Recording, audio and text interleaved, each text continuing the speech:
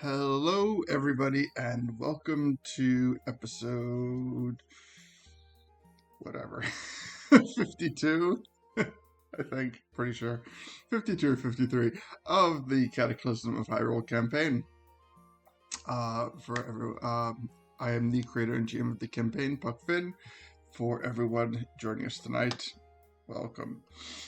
Before we get started tonight, we're going to go over some introductory things, and then we will do a little recap, and we will delve right into it.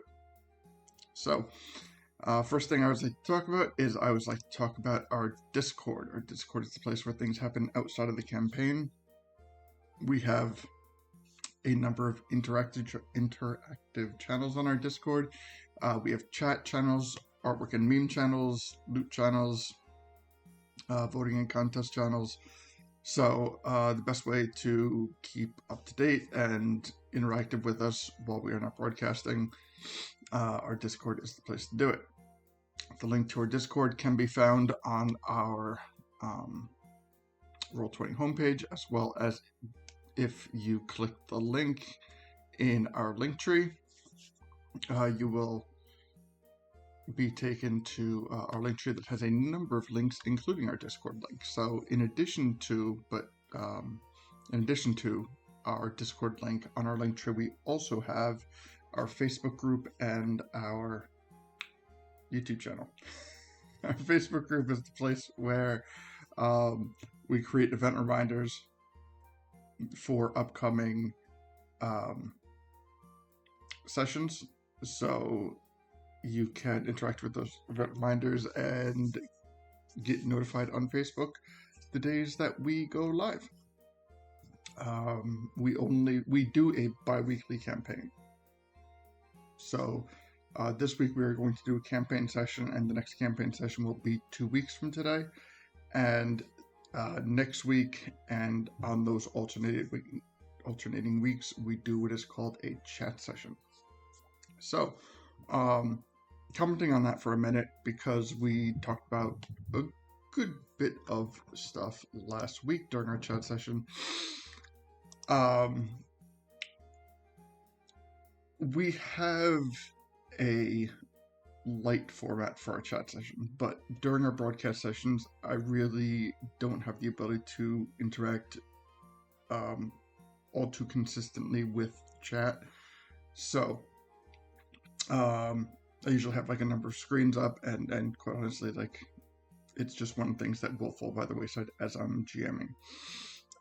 So we do what is called campaign sessions and chat sessions. And during our chat sessions, we will talk about things that pertain to the campaign. We will talk about things that have happened. We talk about things that we think will happen. We will talk about lore pertaining to the campaign and how it ties into, or if it ties into, the canonical games at all, or where things are taken from or inspired by. And sometimes we will get just completely sidetracked and talk about things that have nothing to do with the campaign, but it's just a conversation that we all, enjoy. So, last chat session last week, we got on the side topic of the game Elder Scrolls 2, Daggerfall. Elder Scrolls came out in somewhere between 1995 and 1996, so roughly 30 years ago. And it was my personal first experience with, or one of my first experiences with role-playing video games, especially from the first-person perspective. It's a very in-depth game that has more content than the vast majority of games are out there today. So, over the years, it has become open sourced, and it has been patched and modded and all sorts of things. And in talking about it, since it is such a broad type of role-playing game that encompasses so many things, I spoke and talked about doing a Daggerfall broadcast during our chat sessions while creating a character that was reminiscent of Link. So we talked about a couple things, talked about certain aspects, how we would construct the class, any limitations or things that the character would have or couldn't do that would make them very much like Link from Legends of Zelda. And so after the broadcast, I brought up the game, I tried it out to familiarize myself with controls, because quite honestly, I haven't played the game in probably close to 10 years at least. So I wanted to refamiliarize myself, and so I wasn't sitting there checking the controls every 3 minutes. And so next week, on top of everything that we usually do in our chat broadcast, we will also be doing a Daggerfall broadcast. We're going to start off with the creation of the character. We're going to pick the race. We're going to customize the class. We're going to build him from the ground up. And then we are going to play Daggerfall. So, now, one of the big questions, and I'm probably going to put this on the Discord to put it to a vote, so I know what we're going into with this game, is the main quest of Daggerfall is a time-sensitive and time-locked quest line. So you only have X amount of in-game days to progress the main quest line, and if you don't do it within the designated time frame, it locks out the main quest. Now, there are plenty of things to do. In fact, I have played this game for untold amount of hours and never actually done the main quest. Quite honestly, because of my personal playstyle, I thought that, and I felt that just doing whatever the hell I wanted was more fun than following a structured quest line. But there are lots of things there. There's still, if you're familiar with the Elder Scrolls games, there are Daedric temples, there are mages guilds, fighters guilds, knight orders, Dark Brotherhood, Thieves Guild. All these things are in the game. Everything that pretty much any Elder Scrolls game after it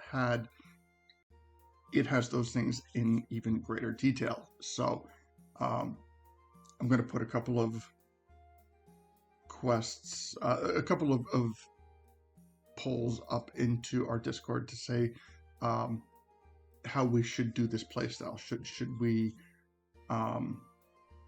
try to get into certain temples? Should we try to get into certain guilds or orders, or should we follow the main line? Should we not follow the mainline quest? Do whatever we want to do, and we'll just kind of really play it by ear. But knowing these things going into the game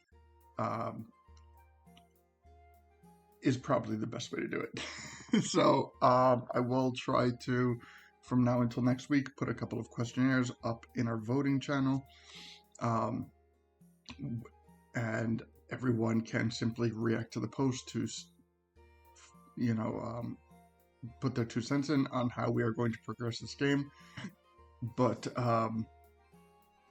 for example, one of the things that I thought of was Orcish armor is green. So I was like, should we only allow it to go up to Orcish armor, being that Daedric armor is better armor?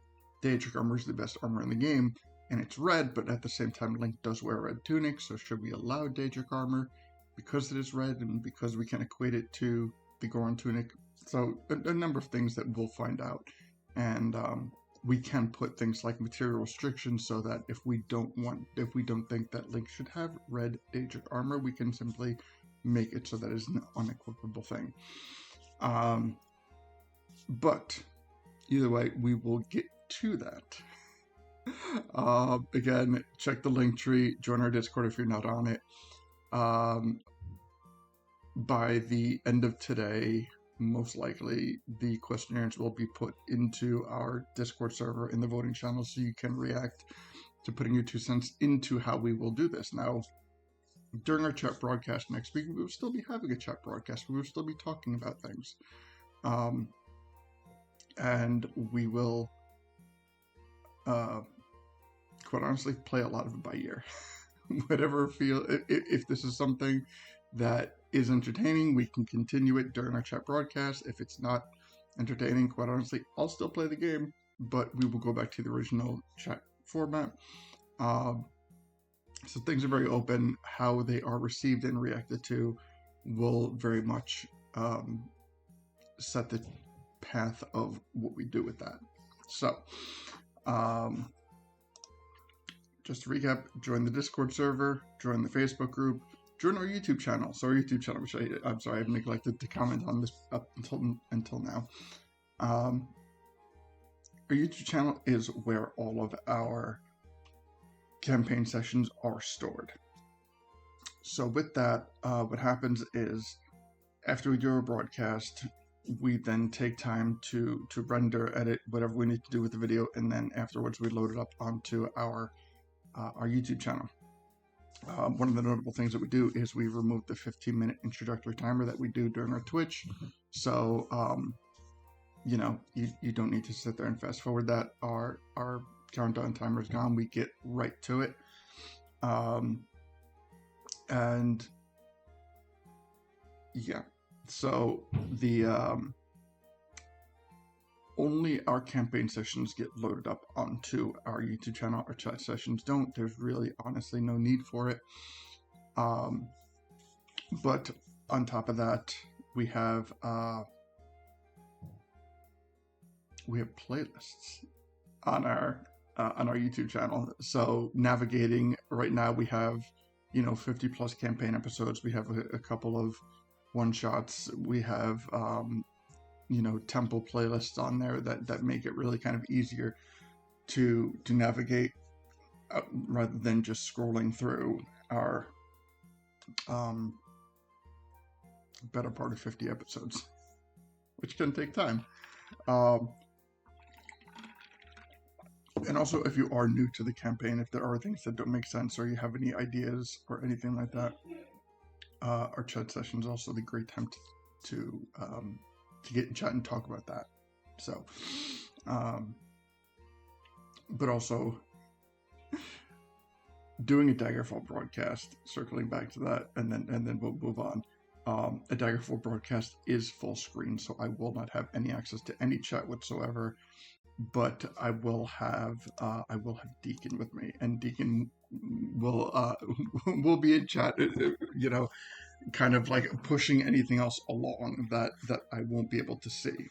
And that being said, I am now going to turn on all the mics and do our introductions for the evening.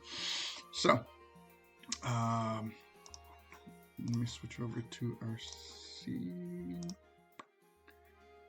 All right, so we'll get to our dungeon map, but doing our introductions first. To my most left, we have Deacon. How you doing, Deacon? Hi, I'm holding in there. I'm hanging in there. Yeah, I threw on my shoulder, so my strength score is taking a penalty for the day.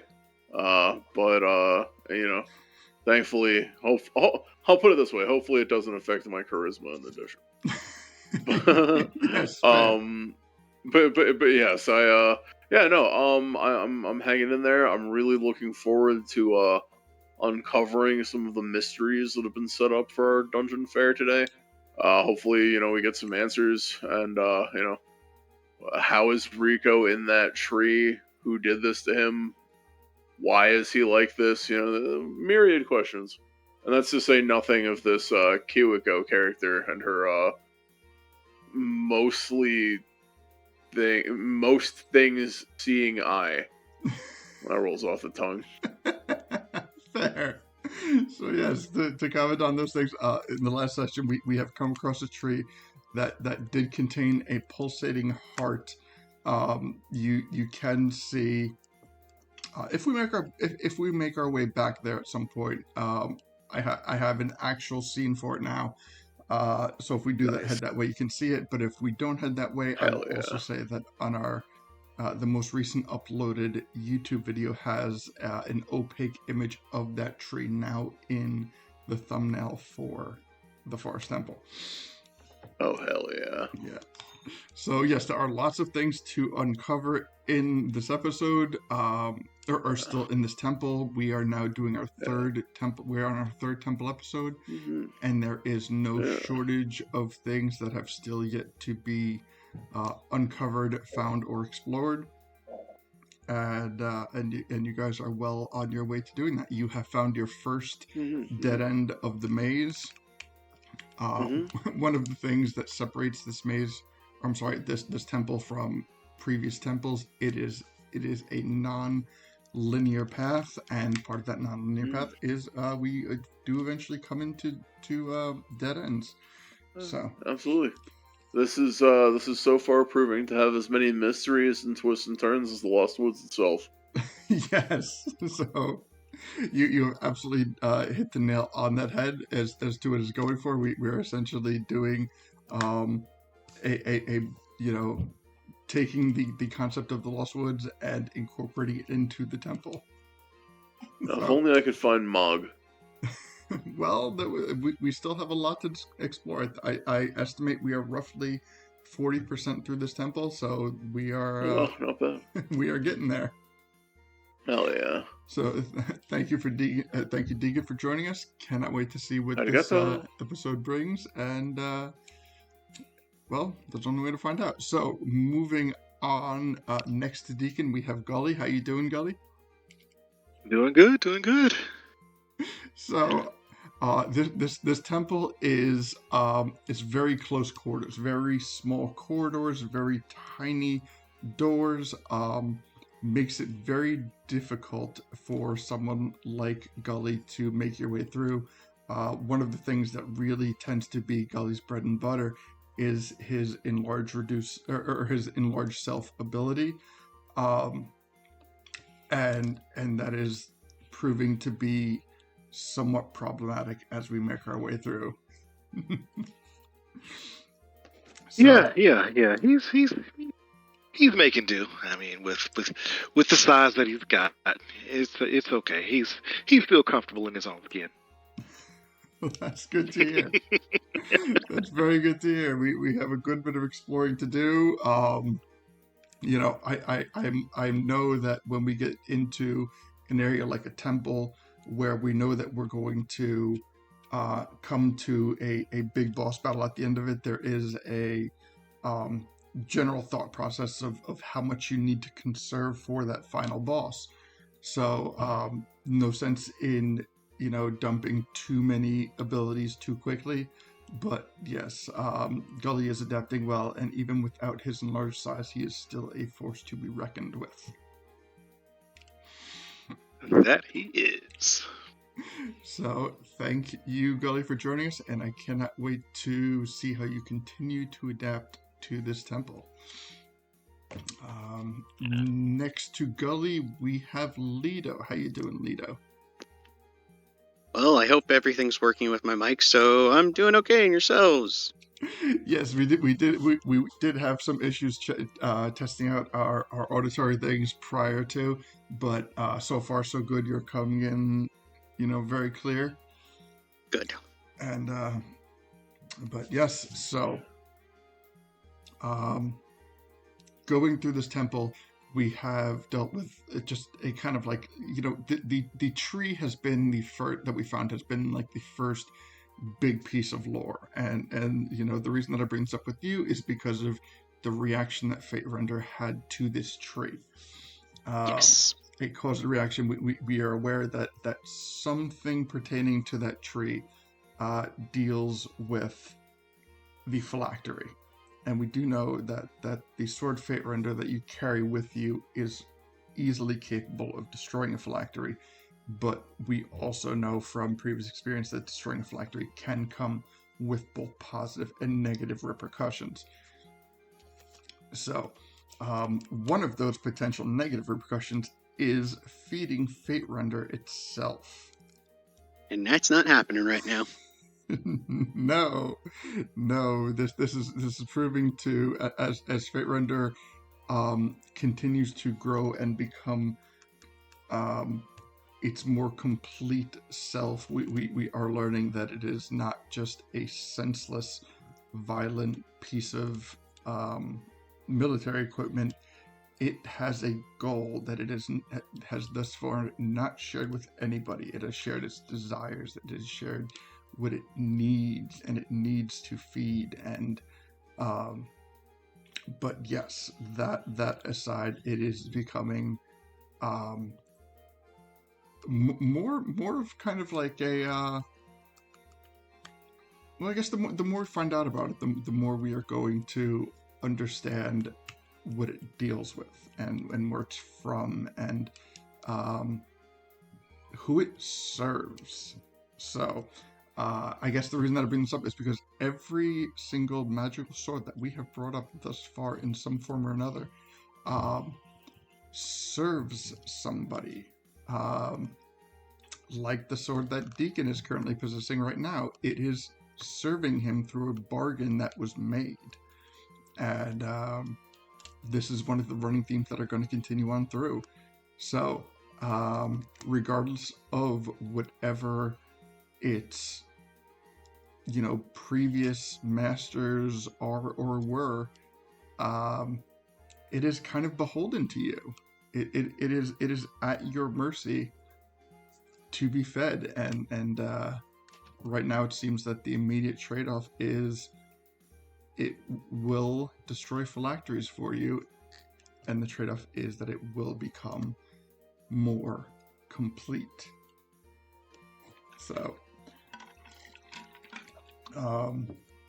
yeah, it is. Not gonna let that happen.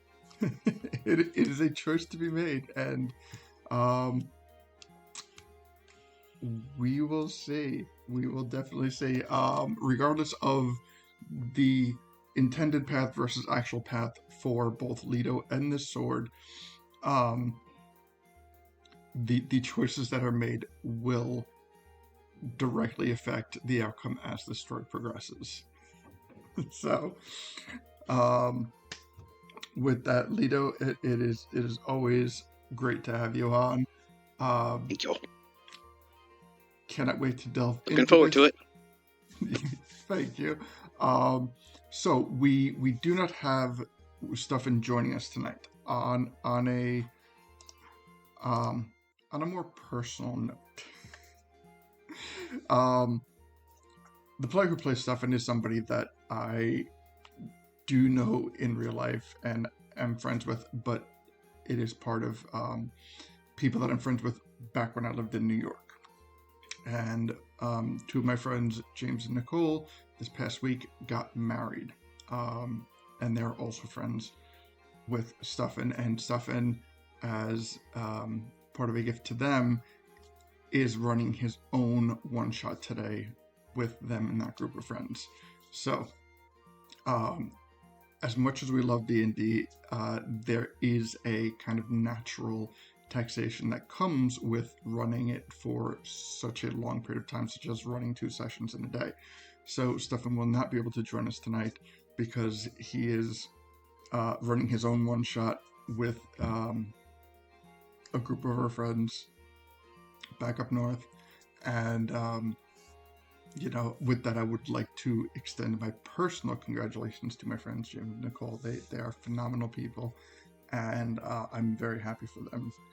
And I do wish I could be there, but, I am many hours away, so well wishes will simply have to do. But, okay, so that being said, we have wrapped up our introductions. We've gone through points of recap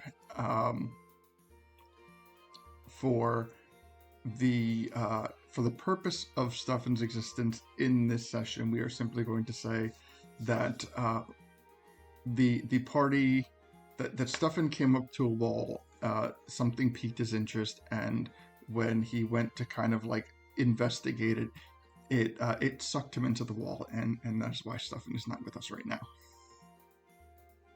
I'm not going to say if it was good or if it was bad or what it was, but we saw Stuffin be like, oh, what's this? And when he went to investigate it, the vines grabbed him and sucked him into the wall, and that's why we do not have Stuffin in today's episode. So, let me switch back to... Now we got it from this one. All right, so here we go. All right.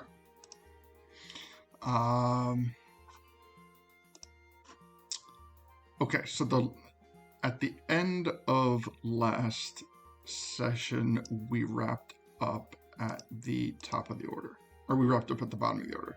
So we will continue at the top of the order today with Deacon, who is rounding the corner. We can see up in the kind of like northern area that there is a room with a forest moblin inside of it. It appears that there are a number of paths as you walk into this room, but the more you move around, the more you'll see how and where those paths are. Deacon himself is currently riding Leto, as Leto is in his Moorbounder form, because a Moorbounder has a speed of 70. No. Oh. He's not in Moorbounder form. He's in just normal form. He's just extended his ligaments in his legs, so now he can go at normal speed. Oh, okay. All right. Yeah, that's what it is. All right. So, that's right. Okay. So, but nonetheless, Deacon is still riding atop Leto, and but Deacon, it is your turn, and you have the floor. What would you like to do? I just got a friendly reminder that I forgot to load up Roll20. Very sorry about that. So Same. I just loaded as well. I'm like, oh, right. You know, I got so lost in listening to the dulcet tones of our gorgeous DM talking. So, you know, but no, okay. So yeah, okay, so there's like if you could just do me a quick favor. So we're seeing the forest moblin. Do we see anything else? Like that's what you said, right? Like I'm really sorry, dude. Could you just address me? I'm really sorry. Okay, so you see set the stage for us. Yes, you walk into this room and you can see a number of hallways. Looking at the player screen, I can see that you guys can already tell that one of the hallways is a dead end. But there is an entryway to where you can see a moblin, and there is a secondary hallway above the dead end one that you can see. Stuffin was in the corner, and now he is not. He has been sucked into the vines, and I would say that the moblin has not noticed you. All right. Well, honestly, I feel like he needs to go. While he hasn't noticed us. So yeah, I'm gonna whip out my my Kokiri bow that I've been using. And I'm gonna make a sharpshooter attack roll. Now, since he's not looking at me, that means I get an advantage, right? Like sneak attack type stuff. Yeah. It's like you can't see me yet. Okay, cool. Hell yeah. Right, because like, I mean, yes. So there is like a narrow line of sight. And I realized that like under normal circumstances, this would count as he would technically be under 3/4 cover, but fuck that. He's just I ignore all cover. Yeah. Oh, you do? Yeah, no, I ignore 1/2 and 3/4 cover because of my sharpshooter feat. Okay, perfect. So yes, so the cover is inconsequential, but on top of that, he is also unaware of somebody that is a room and a half away from him. Fair point. And appreciated of that. Okay, yeah. You guys okay with me attacking him, or do you want to try and sneak past? Go for it. All right, cool. All right, take him out. Hell yeah. I do not yell that, by the way. Fair. I would just if I can also make just a quick comment on something that I found interesting. I at like literally how long have we been playing this? 4 years, 5 years? Fuck. Because pre-COVID, so over 5 years. Yeah, so about 5 years ago, because this was a little bit pre-COVID, I remember doing this in person, or like very early on in the online days, I got used bracers of archery that give me, all they do is give me +2 damage with bows. And I've been using these, I've worn these for 5 years, and they are basically only just benefiting me because I always use crossbows instead. Nice. So, Ruru's bow is awakening like a 5-year-old magic item that has otherwise not been touched or consequential. That's awesome. That's kind of fun. Agreed. Alright. Okay, so, first shot, sneak attack with advantage, or sharpshooter attack with advantage. Mm-hmm. Alright, that will definitely hit. Okay. What? 25 will hit. Okay, cool. Sorry, I thought you said that doesn't hit. Oh, no, I was very confused. Sorry. Okay. And then I'm gonna add my Master's Flourish, to add a D6, to my damage and my armor class. All right. All right. So I get +2 damage, +2 AC. Yeah. Looks like that's that. So 24 damage. All right, 24 points of damage, and so as you shoot clear through the entryway of the room that you're in, across into the other room, the bow kind of like pierces right through his shoulder, catching him by surprise. Hell yeah. And I would say like it pierces through like the back part of his shoulder blade, and in an instant he kind of like rips the arrow from his shoulder and turns around, and you see this just angry, gleaming moblin.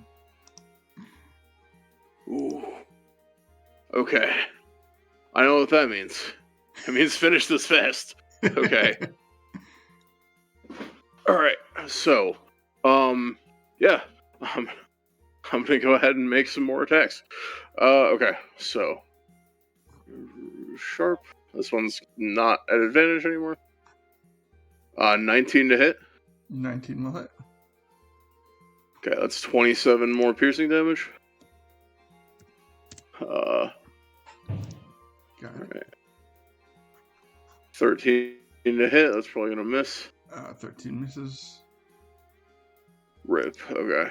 And one more shot because of my swift quiver that's been helping me out.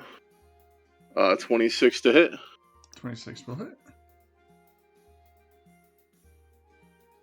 So that's another 22 piercing damage. All right, and with that, he is looking pretty beat up, but he's still kicking. Okay. All right. Damn, these things are tough. These things are built. Fair. Large and in charge, in fact. Yes. All right. But you know who's more built? Gully. I had my turn. All right. Sounds good. All right, Gully. You witness this onslaught of arrows flying by your head and just pincushioning this forest moblin. What would you like to do? Well, good job, Deacon. I think you softened it up for me a little bit. Let me go. Arigato. Let me go Finish and him off, Gully. smash it away for you. And Gully will move and jump over and use his last round of Blazing Smite All right. on this mofo. So he will proceed to swing away. With a nice little 30 to hit. For 19 slashing damage, followed up with his little Blazing Smite for that additional damage. All right, additional. A little all right. fire and radiant. All right. So, as the smite crashes down on this moblin, how would you like to narrate how it goes?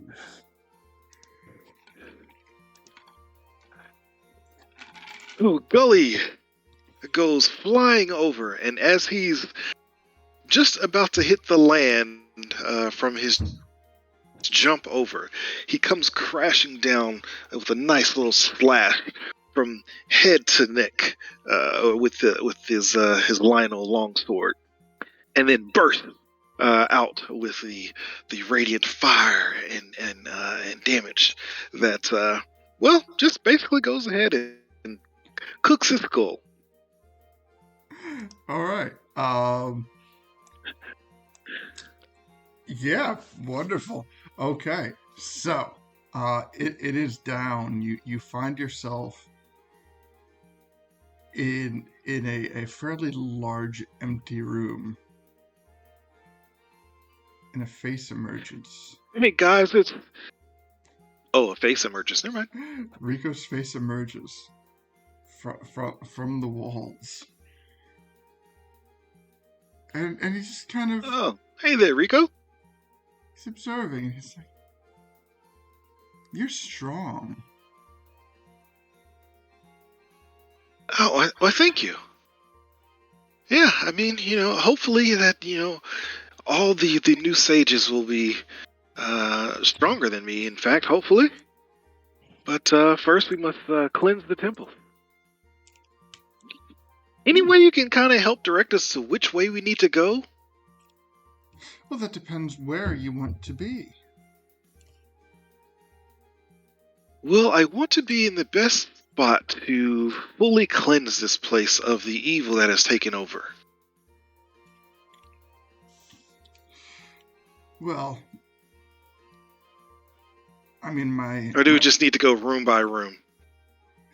there is much in this temple, but if you're looking for my sister would be to the south. Okay. But Looks like it's becoming a bit of a maze. What is the best route to take to get to her down there? well, the quickest way would be south, but I don't know if you want to go south just yet. Oh, why is that? Well, because there's something there that I'm not ready to show you yet.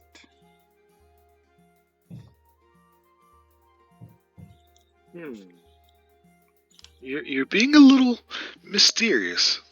Well, maybe Sliding towards ominous. maybe before you go south, you continue on this path because there's a little bit of refuse that's been here for a while, and I think that it would work to your benefit. So what you're saying is I should go ahead and we should take that path I see up to the north over there? Yeah. Over on the northwest? Yeah, there's Okay. there's a couple things down that way that a strong adventurer such as yourself would not be too bothered by. Can we all hear this?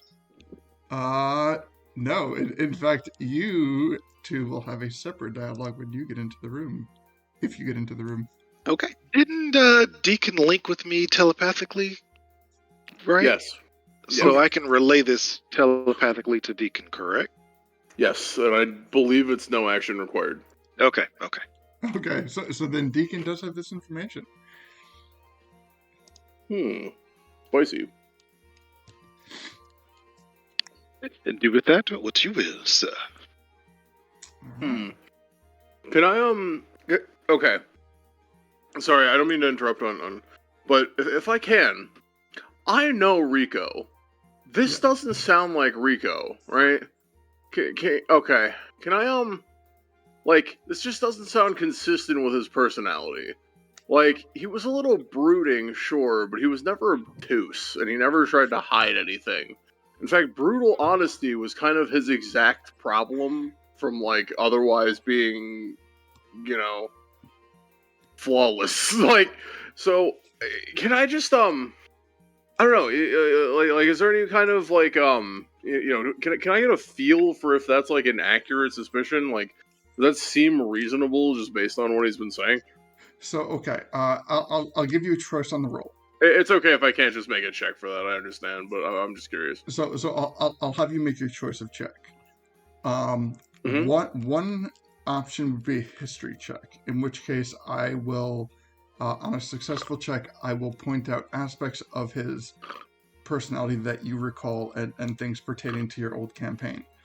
Okay. The other check, if you want to make that instead, is an insight check to see if he's trying to get at something specific.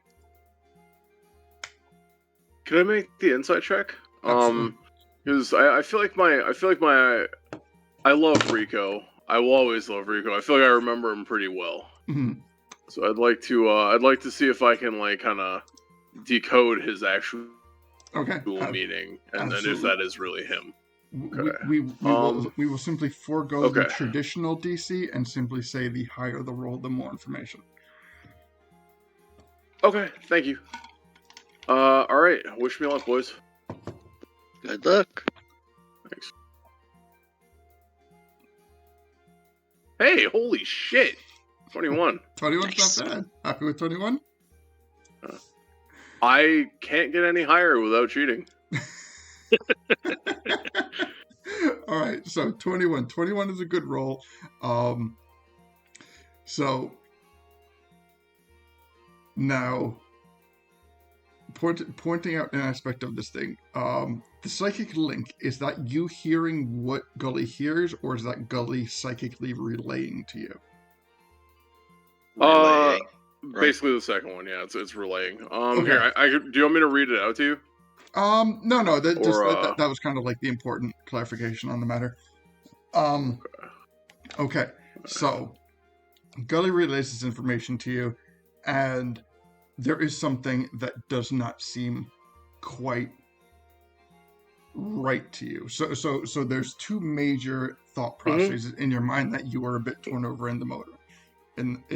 One is that Rikko is being intentionally cryptic to try and entice you into another area of the temple. And the secondary thing is that we have run into other people in this campaign that existed the pre-Cataclysm, where some had minor differences pertaining to their newer personality, and some had greater differences pertaining to their personality. That's a good point.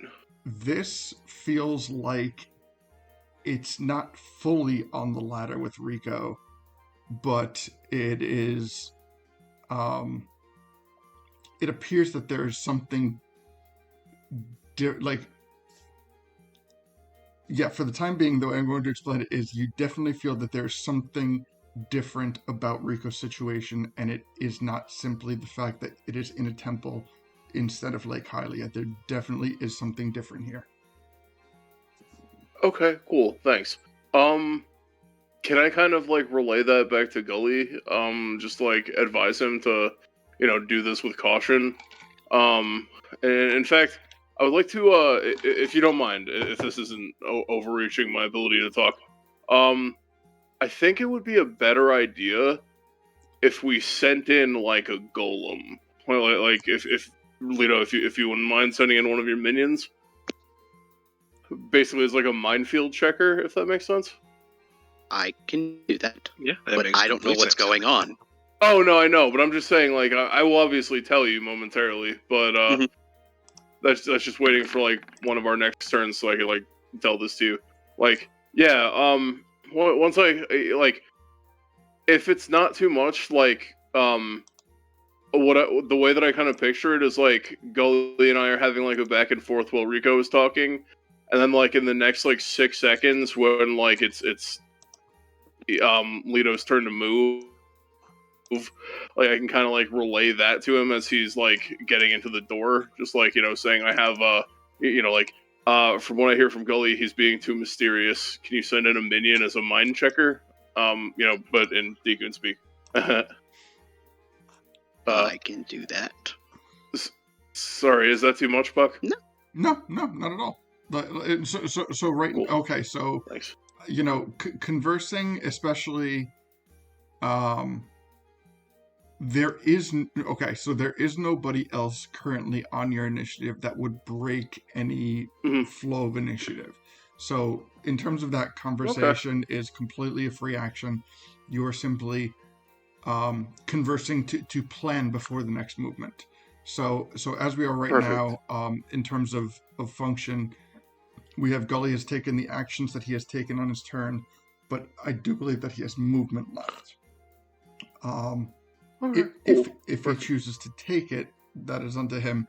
But conversing is simply absolutely, free action for the time being. Awesome. Thank you. I just wanted to make sure. Okay. Yeah, I've only got 5, 10, 15, 20, 25. I've got 10 feet of movement left. I don't know. What do you think? Should we continue forward or head back down that path just below this room? Well, honestly, I was thinking maybe we could gather up in the room that you're currently in, and then like essentially again just like send something down the path that Rikko. You hear like mental air quotes. Anyway, wants to send us down and just see what's down there remotely. Okay, that works. And then and if it doesn't look like there's that, then we could kind of stay by the entrance here, so that if anything comes up, you can like book it. So like I would say like have Lito stand like one tile to the north of you, so you have like enough room that you can run and start, jump out of the room, and then we could follow you. Fair enough. Yeah, I'll wait right here. Hell yeah. All right. So yeah. All right. So I kind of relay that too to Lito. Like, sorry, okay. just kind of like I do include you. I'm sorry. I It's okay. Just making sure. Mm-hmm. All right. So Lito, it is now your turn. You have been given this information. You guys have talked out the beginning steps of the plan. It is your turn. So I will move up to there, Uh-huh. and I will cast Conjure Woodland Animals, and I will conjure 4 pixies that can fly. Sorry. I like that as the words. I will specifically conjure them right, like, there-ish, and then send them on their way and tell them just to let us know what's down the pathway. Reach the end and then come back. And I'll know if they pop off and explode along the way. I'll know if there's something bad down that way. Okay. So you need 4 pixies. Just in case, I'll give you that. All right. Their CR 1. Well, let me verify, because I think they're CR 1/4. Because if they're 1/4, then I can summon more of them.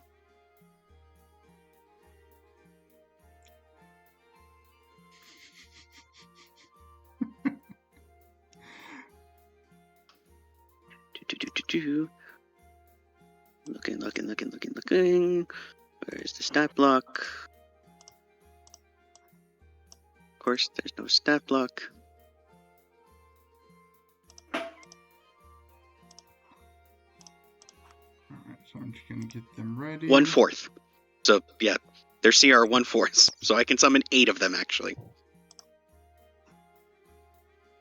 Okay. So 8 little pixies come out. Well, fairies. I'll say fairies. 8 little fairies. Sounds good. Anything particular in terms of dark vision, anything like that? Well, they glow. Okay. They themselves. What is their glowing? Hey, magic. Tiny occasions, tight spaces, vulnerable. Show me something so that way I can see. I'm on computer.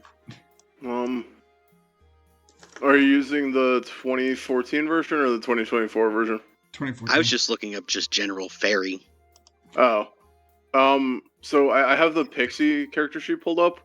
It doesn't have any like special dark vision or anything. No, but it has they don't. They just magic resistance and a bunch of spells, and Yeah. it can turn invisible. Well, we're using fairies instead of pixies, though. Oh. Okay. That's fair. Okay, so like, okay. All right. So you know. Gotcha. They do have a 30-foot flying speed. Oh, one of They're those. small. Okay, They're fey. sorry. Yeah. Okay, sorry. I misunderstood. But yeah, they do have some spells.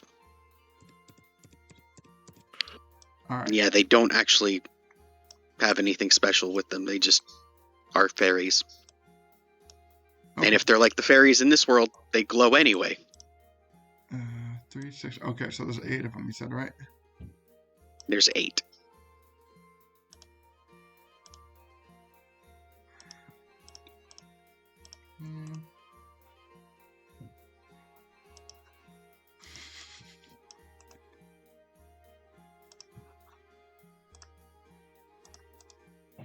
All right. So 8 pixies.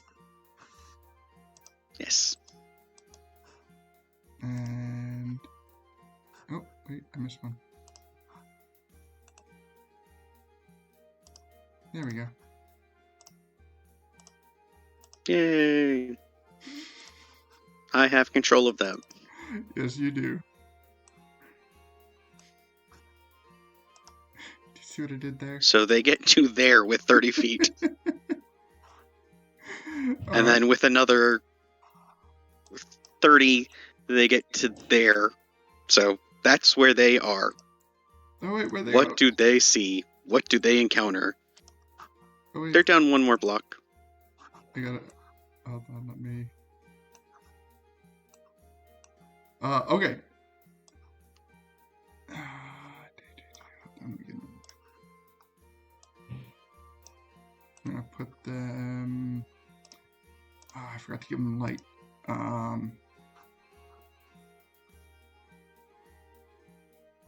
No, it should have. Did that work?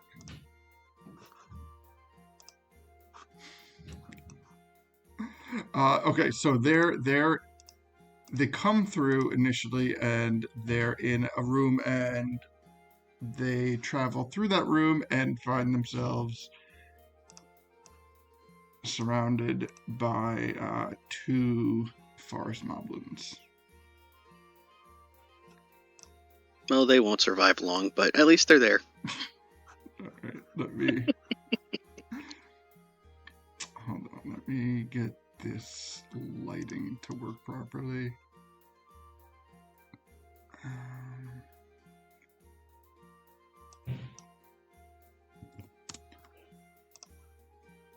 If that worked, I'll...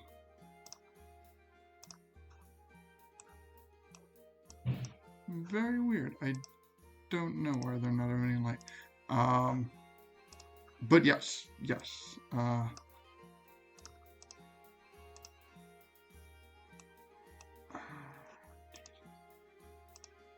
Okay. So they find themselves in the room. Are they able to relay that to you? No. I just know if they pop.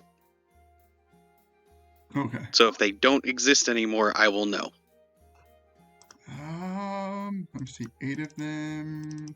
2 moblins. Mm-hmm. You There's know what? a chance they could have survived for a little bit. Not long, but you know. Let's see. 1, 2, 3, 4. What's their You know what? I'm just gonna make 4. I don't think their HP is very high, is it? No, it's not. Okay. But these attack rolls suck. Okay, so I'll say that like the moblins get off their attacks. Do an 8 and a 9 hit. Probably not. All right, but I would imagine. Yeah, an 8 and a 9 wouldn't hit them. Okay, so I'll say that you notice that 2 of them pop off. Okay. All right, and we'll consider that like the moblins' actions for their turn. If it helps, their armor class is 15. Okay. But they only have 1 hit point, so. Okay, yeah. So a hit's gonna kill without even damage roll. Yeah. Okay. So you are down to 6. Can you see them? Like, can you see where they are? I can see them right here. Okay, so you can see them. I can see them. I can't see the moblins though. Okay. All right. Let me get the moblins on.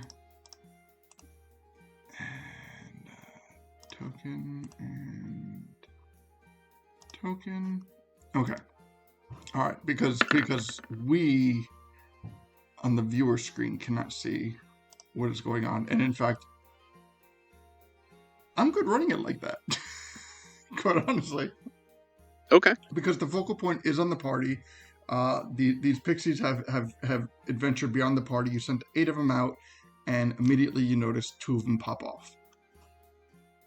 Okay. Okay. All right. So I respond with, well, there's something that way, because 2 of them just died. Sounds like bad news.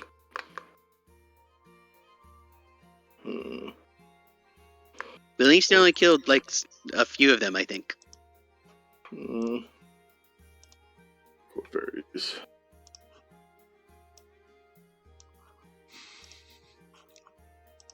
All right.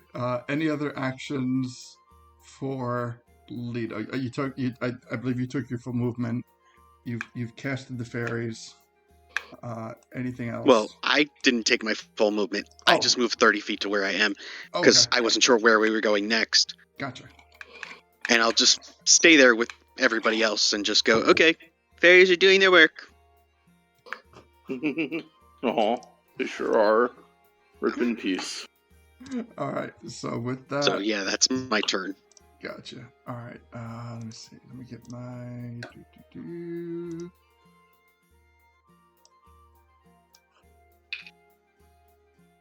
And honestly, I don't remember where we left off in the lair actions. So, let's go with an eyeball.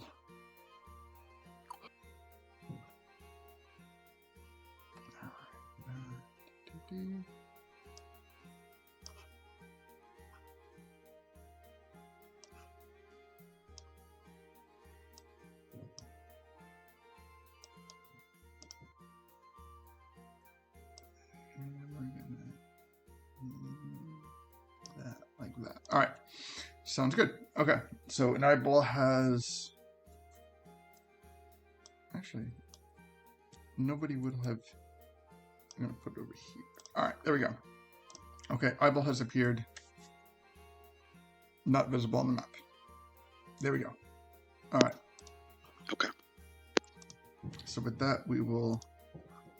Even though it is completely invisible on the map. Back to the top of the order, we have Deacon. Deacon, what would you like to do? Okay. Well, yeah, it sounds like there must be something tough in there. Yeah, so it's either, we go under some kind of cover and prepare to, like, exterminate, or we just leave them that for later, since it sounds like it really must have been a trap, and we'll find something else.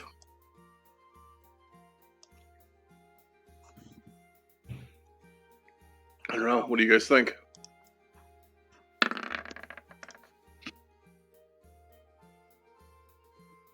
Well, he said to go that way because then we could get rid of something, right, for him. Otherwise, sorry, is south of us.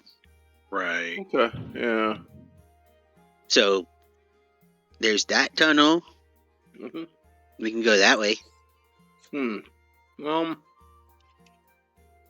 Yeah, maybe we check the tunnel real quick, and if it doesn't seem like it leads to anything promising, we just go back to where he was trying to get us to go. True. Sure. Alright,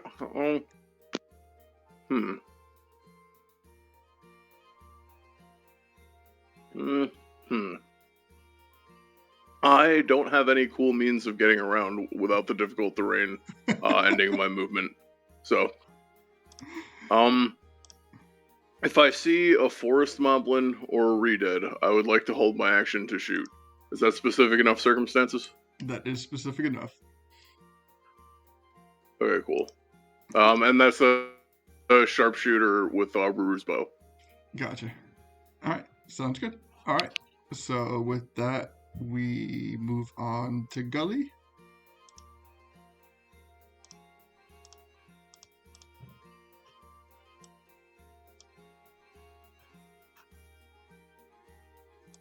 Gully, what would you like to do? All right. Well, I am headed the direction that my party would like to go.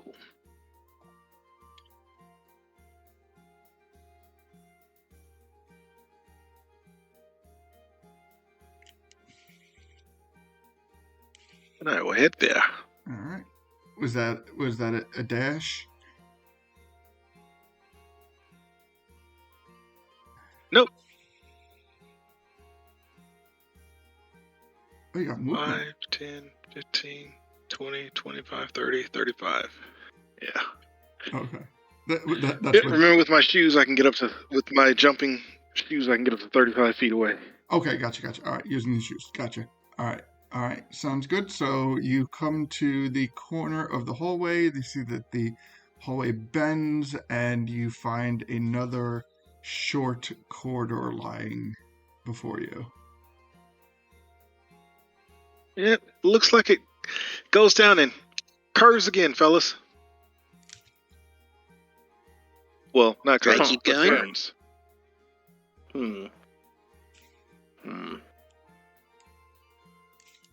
It's tough. I don't know. What do you guys think? Which way should we go? I say keep going. The fairies will either blink out or not. Okay. If they find something, I won't know, but I'll at That's least true. know that they're still alive. True. All right, well, come this way then. All right.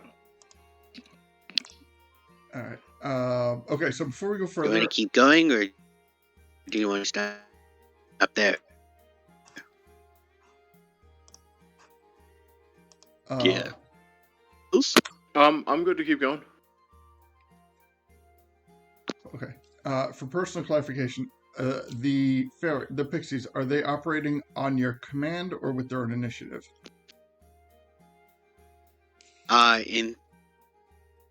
You verify. I believe it's just I issued them a command just to go to the end of the way, Okay.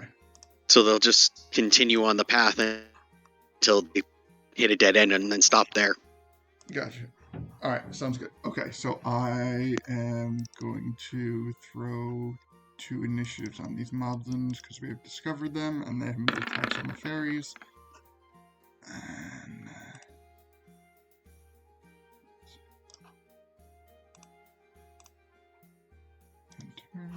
yep, really garbage initiatives.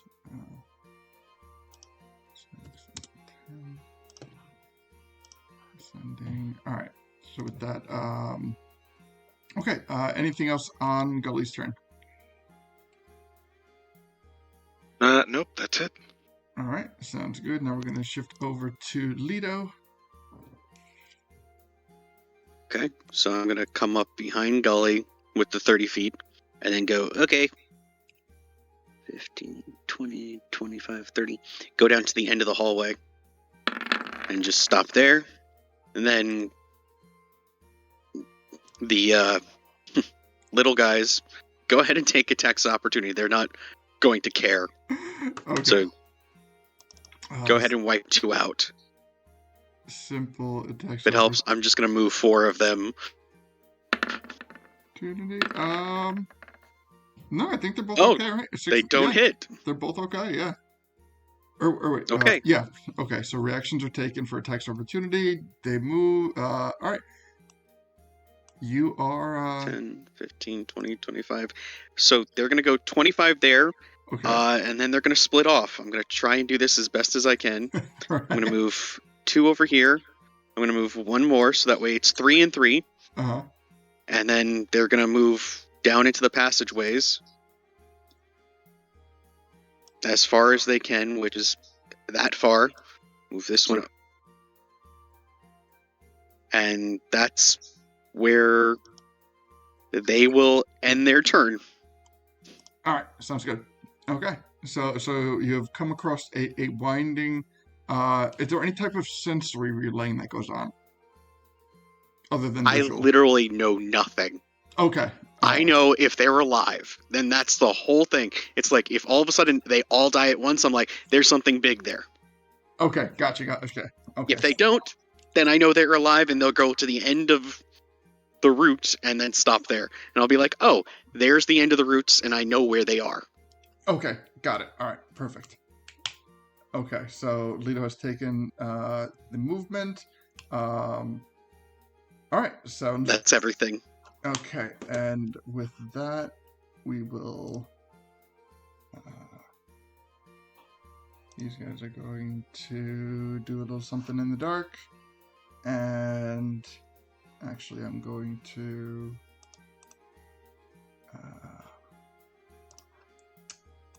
do a little something extra.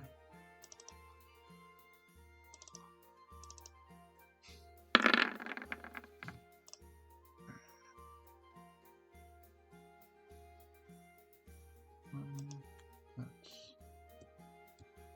that one. And all right, so before we head down that path, we're going to take our lair action.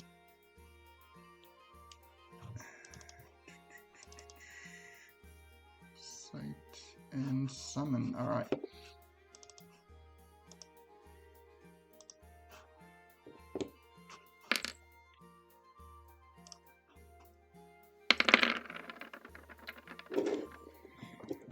Eight, 5, 5, 1. All right.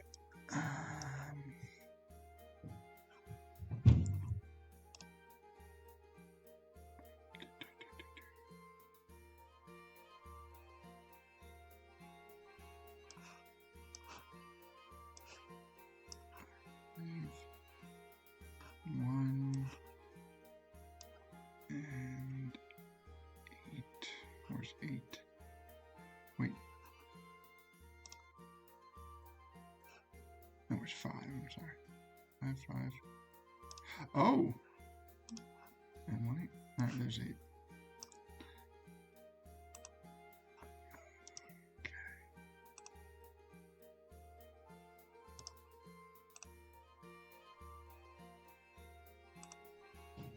Alright, so this temple's starting to fill out.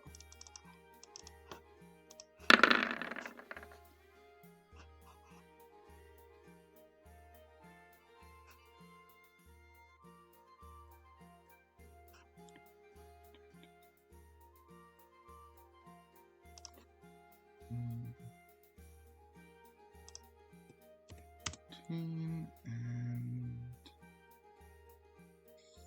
14.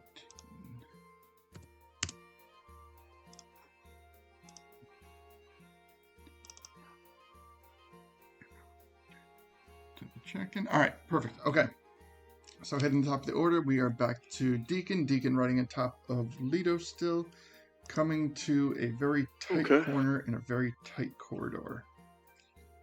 I see.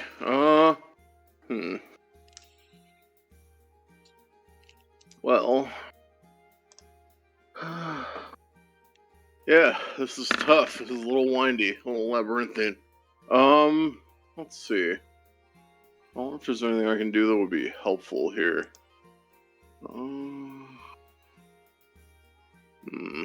Preferably not con.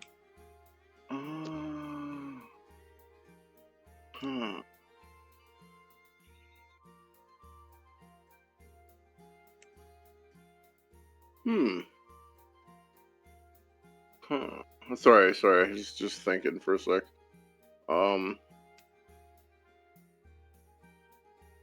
So I still have like mirror image and shit active from last week, right? That never went down. No, I don't think any part of that went down to my recollection. Okay, so yeah, Lito, Gully, are either of you damaged at all? I'm a little bit, but not much. All right. Well, I'm good. okay, then I will give you a gentle pat and a healing word. Okay. I say, good job, doing good, Lito, and it heals you for 8 hit points. I am full. Yeah. Excellent. Oh, I didn't realize actually I'm down by some hit points. That doesn't make sense. The hit point total doesn't align, but whatever. I'm only down by 12 points. Okay.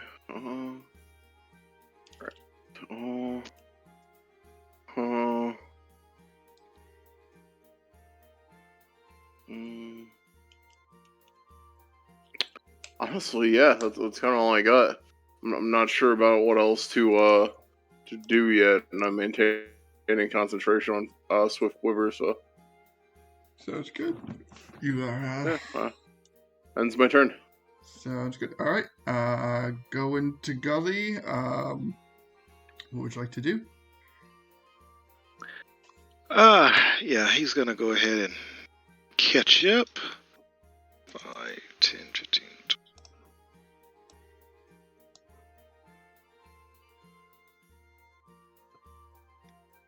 Alright, and then he'll go ahead and dash.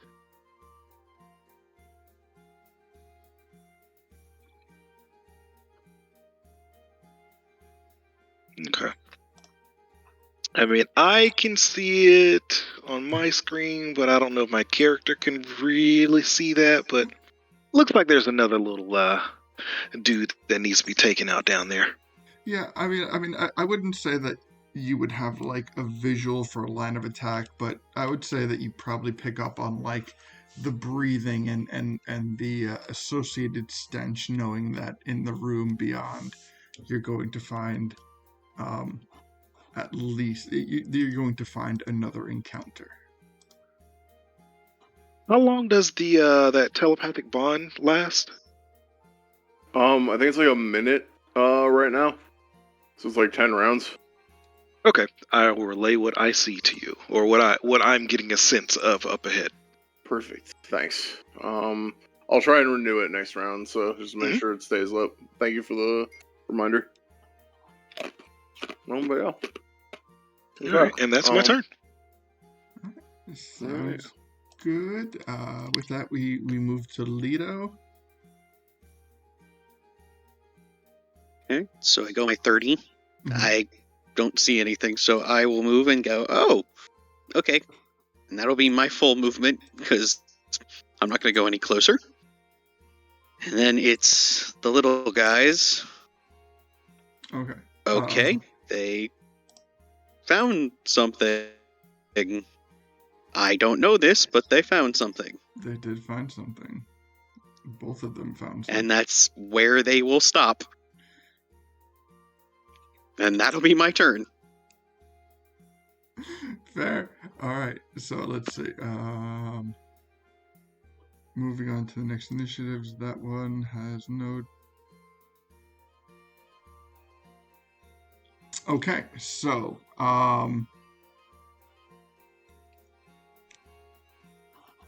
before let me check the narrations. Let's see what we're getting into.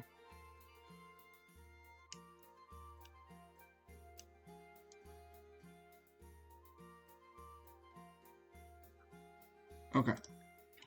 All right. So, I would say from your position, this moblin does get a bead on Lido. No problem. Let's see.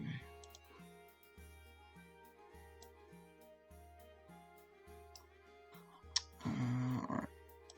So, it is.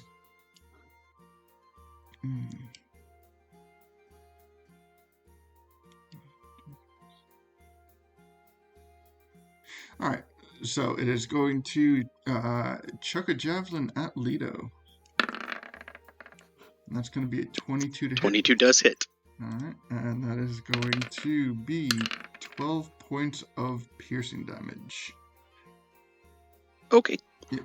All right. And looking around. Ouchies. Yeah, they're beefy and they hit. Oh, they hit. All right. Going on, we're going to progress. And before we start the next line of encounters, summon.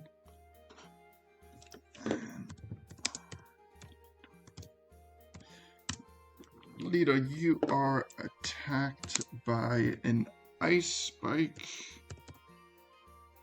Okay.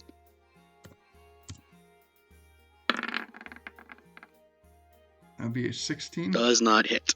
All right, so you're able to actively dodge out of the way as this ice spike kind of like protrudes through the wall, and I'm going to narrate and say like as he shifts from the spike, Deacon, the spike kind of like comes out and just like the tip of it lands just almost like flush with your nose. Oh God. Man. And Just out a tiny little sound of fear. yeah. And with that, we now go to the top of the initiative once again. And Deacon, you are up. You have a line of sight on this moblin.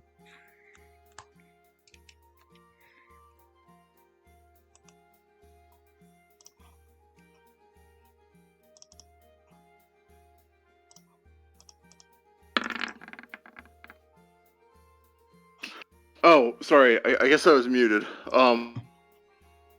What was the last thing you guys heard? That you squealed. The meep of your nose. Okay. Sorry. Yes. Okay. Just making sure. Didn't realize I hit that button. Okay. So yeah. Sorry. I just need 1 second. I'm trying to get back to my computer real quick. Oh. But yeah, he's going to he's not really gonna take any chances here. So what he's gonna do is probably another 4 of those tried and occasionally true sharpshooter attacks with the bow. All right. I just need 1 sec. Sorry.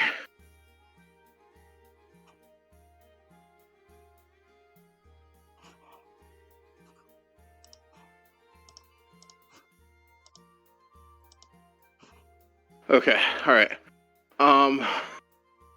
Here. Okay.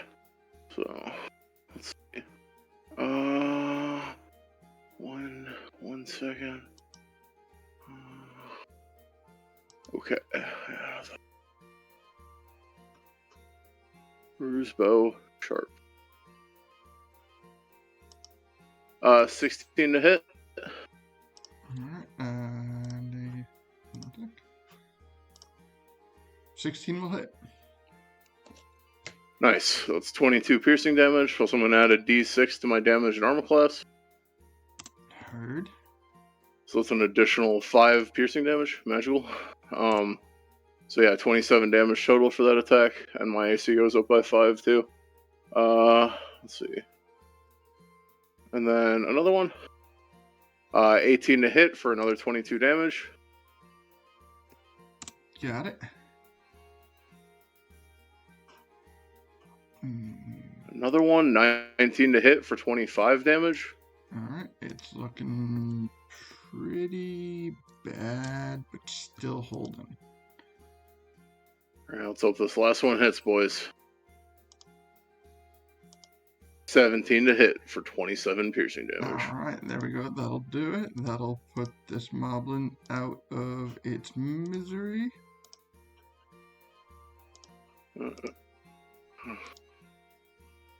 Oh, excellent. Alright, looking like a royal proper pincushion. You got him looking like one of those what are they from the Ghost Runner, whatever? Vegemites. do you know what I'm talking about? I have no clue. Nah, it doesn't matter. Like the dudes with pins in their heads. Are you talking about Hellraiser? Yeah. Oh, I don't know what those things are called, but yeah. yeah. Anyway, I forget great what they're reference. called, 10 out of 10 joke. Love it. Anyway, sorry. I had my turn. Alright, so... Xenobites. That's what it's called. Okay, anyway. yeah, Xenobite. Not, yeah. Okay, Xenobites, not Vegemite. Alright, perfect. Okay. I think Vegemite might be a little grosser. Gully, you are... you are up. You see this this moblin just get a volley of arrows into him and just goes down. What would you like to do? Well, I head in and see that I immediately see another one that I need to take out. Yep. And I will begin attacking. All right. Before you begin attacking, give me... what's your passive? Passive is going to be... Thought it was pretty high. Scroll. Where'd it go? 20 perception passive. What is it? 20. Okay. All right. Okay. Make your attack, and then I'll comment on that. Okay.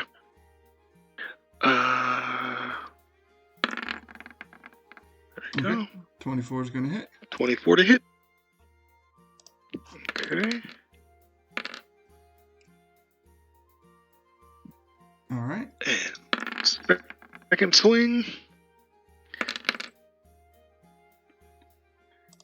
For another 19. Got it. All right.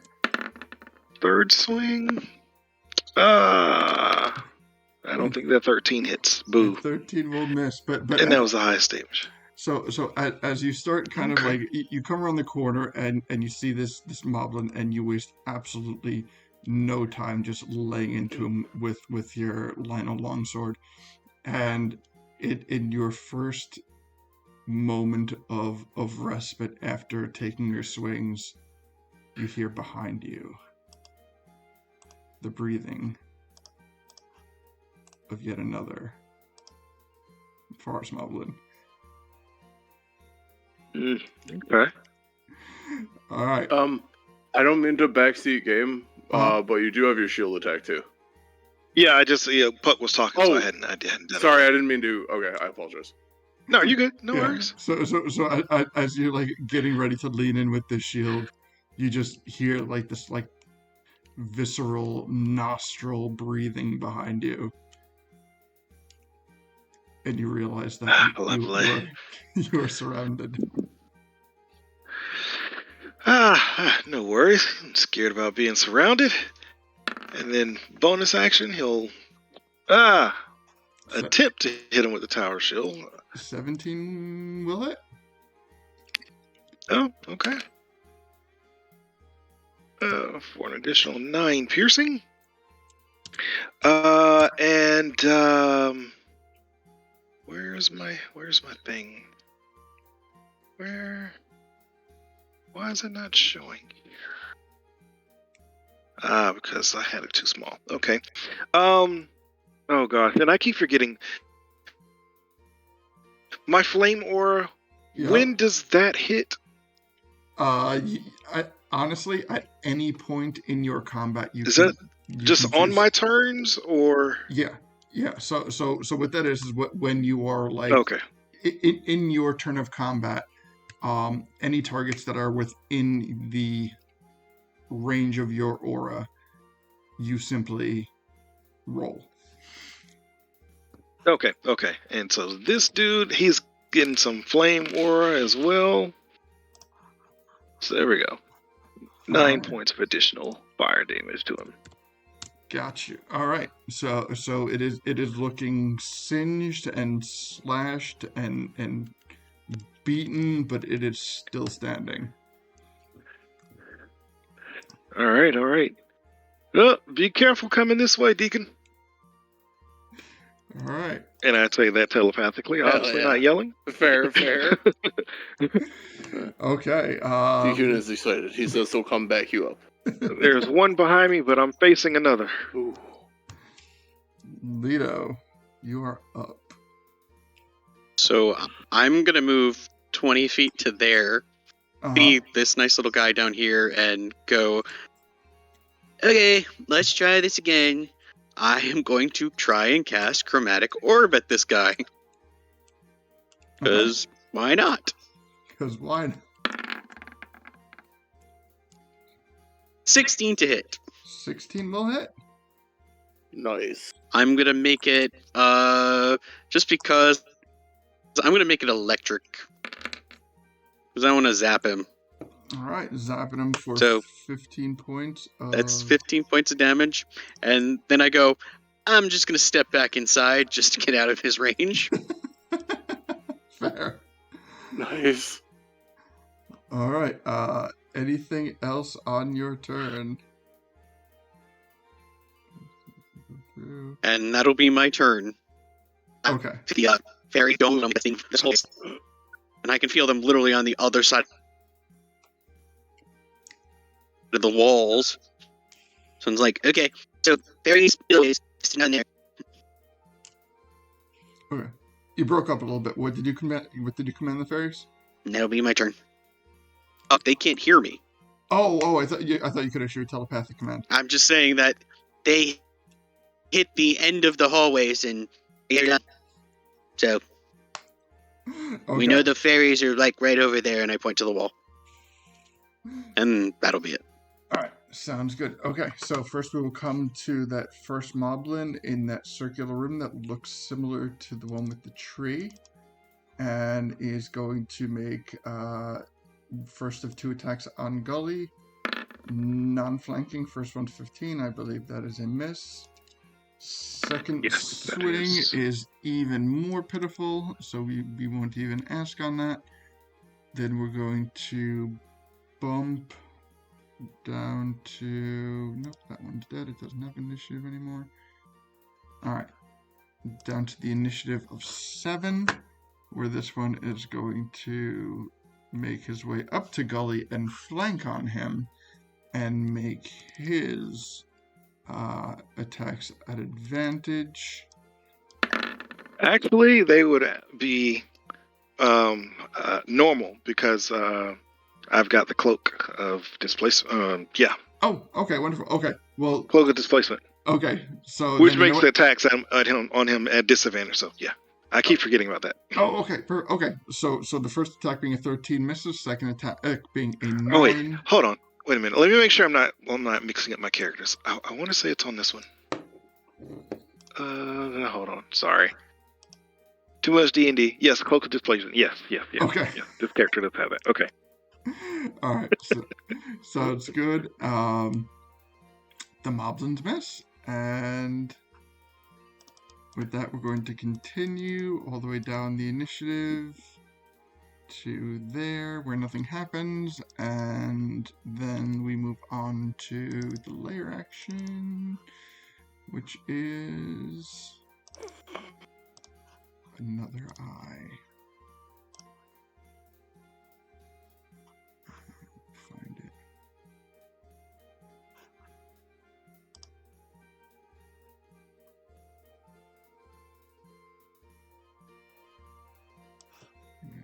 This one over here. And I'm just going to rotate it. Have a look into the room. Okay. Alright. Alright, and let me get the initiative on it. And then we're going to go to the top of the order with Deacon.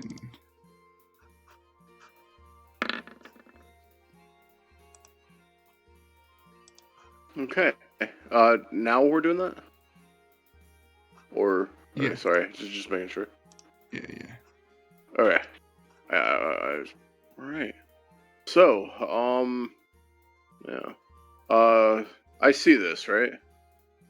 Yes, you see it kind of like pop up Oh, right, sorry. into the wall.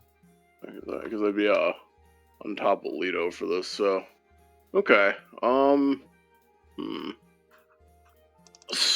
So, let's see.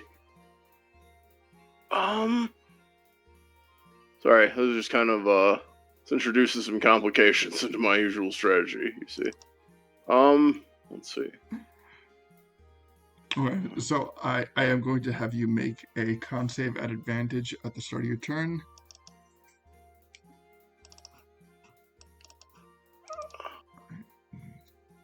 Oh, okay. I didn't realize. Is that because of my action or No, something else? it's because of the eye. Okay, just making sure. Okay, so I got a 15. 15 makes it. All right, so you are Okay, unaffected. cool. You are All right. unaffected by the gaze of the eye. Cool.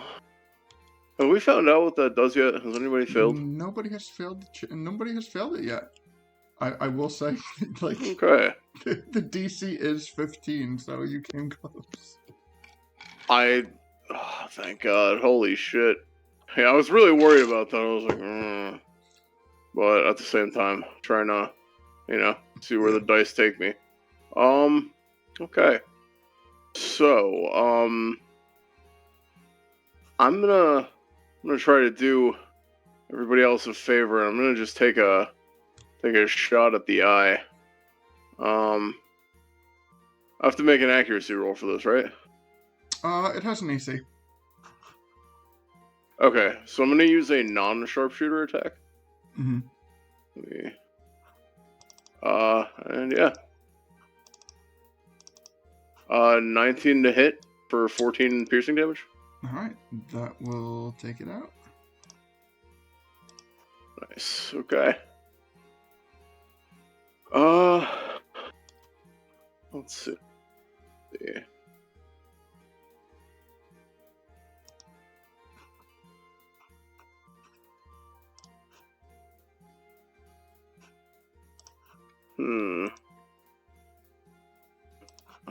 Okay, that's one thing. Yeah, sorry. Okay. Alright. And then, utilizing the second attack of my bonus action.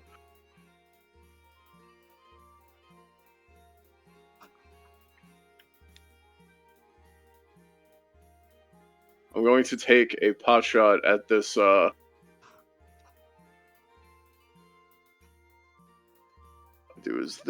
we're gonna do is it's gonna be Not the one blocking the way. sharpshooter, normal roll. In a hit for 26 piercing damage. I'm gonna use my Master's Flourish to add a d6 to my damage and armor class, both. It's gonna add 6 to my damage and armor class, so it's 32 piercing damage, magical. Alright. Still looking okay. Okay, and then what I'm gonna hit him with, what I'm thinking I'm gonna hit him with is a good old. I'm gonna hit him with Dissonant Whispers. Nice. So, what I here, let me pull that up. That's gonna be it's gonna be at first level. Actually, no, we're gonna make that a second level. I don't use a lot of second level spell slots. So, okay, level 2. So he has to make me a wisdom saving throw, and I'll tell you what happens. As I play a very haunting, 17. Ooh. So he had to beat an 18, Yeah. so he fails. Hell yeah. So basically, he takes 14 psychic damage. And then he has to use his reaction to move as far as its speed allows away from me. Okay. And because it uses his reaction, this is not considered a forced movement in the traditional sense. You are only immune to attacks of opportunity if it does not take an action. Since he's using his reaction, that means Gully, and I don't know if Leto has reach in this form, but it means at the very least Gully gets to make an attack of opportunity against this guy. Nice. Okay. All right. So, Gully, would you like to use your reaction to utilize an attack of opportunity? Oh, but of course. All right. Oh, wait, Hell I have yeah. Warcasters. Yes, I can. Okay. All right. So perfect. Okay. So we'll do Gully. Yay, and Warcaster.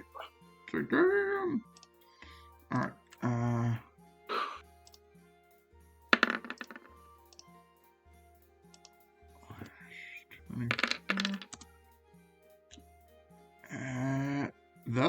That'll kill it. All right.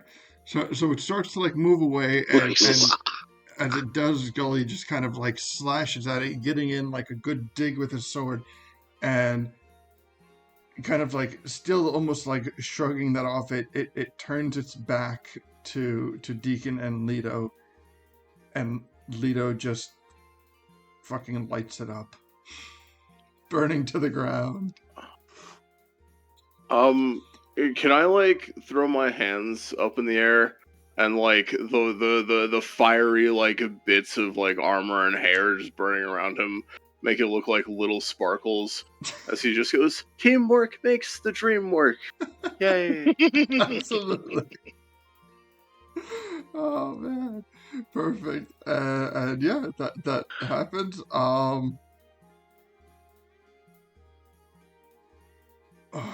Excellent. That will conclude my turn. You know what? I'm really you know what? Deacon, give me Deacon or Leto, because it's kind of like originated from your general area. Who would like to make the intimidation check as this other forest moblin just watches his this other moblin just go up in cinder as it tries to escape for some unknown reason. And you see Deacon just like making his arms bigger. And it's like the sparkles to him are just like his friend's corpse to this other guy. Yes. Right. You mind if I go? Alright. Intimidate. Do it. Let's go. Do it. 36. Oh, Jesus Christ. So, unfortunately... He will rue the day that you ever lived. So, Gully, you see this forest moblin try to make a retreat, but it is very quickly realizes that it is stuck in this room, but it still starts to like cower in the back of the room. And in the center of the room, you see a pod that appears to be like made up of an encasement of vines in the center of this room.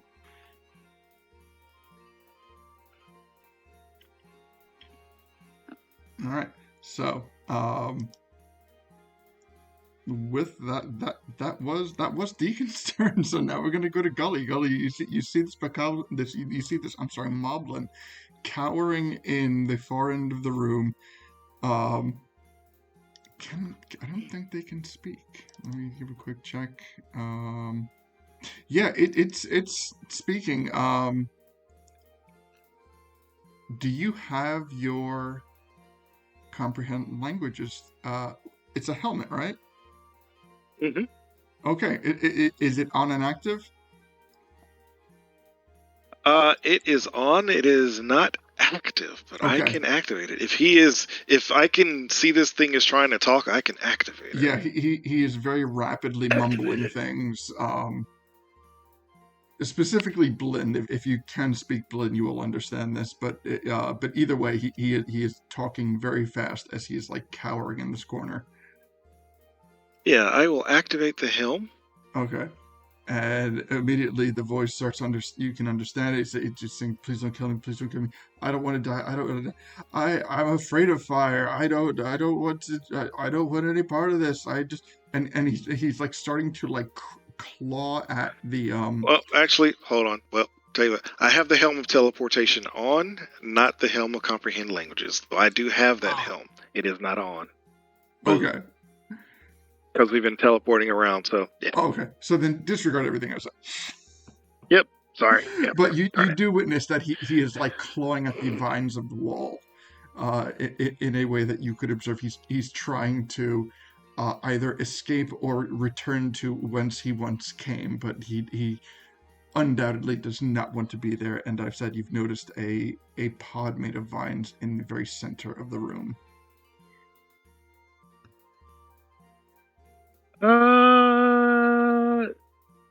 Deacon, this dude's kind of cowering away. I don't know. I kind of feel bad killing it now. I feel It's trying to say something, but I don't know what it's saying. I mean, I guess here. I could switch my helm. That might be a good idea. If you're not in immediate danger, I mean, yeah, give it a shot. Yeah. Let's see. I'm trying to think if there's any way I can help you.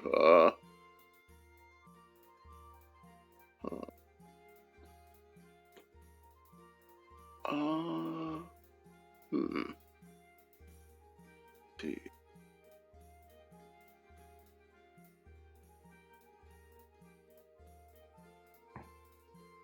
Yeah, I don't have too much that could realistically help, but I might be able to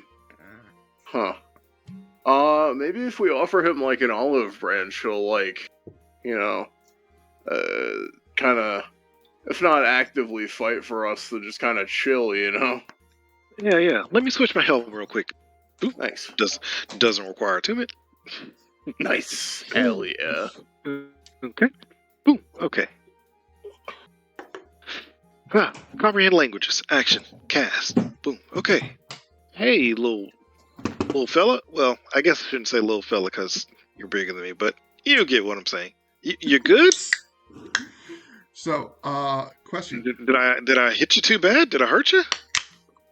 Can you communicate with him, or can you simply understand what he's saying?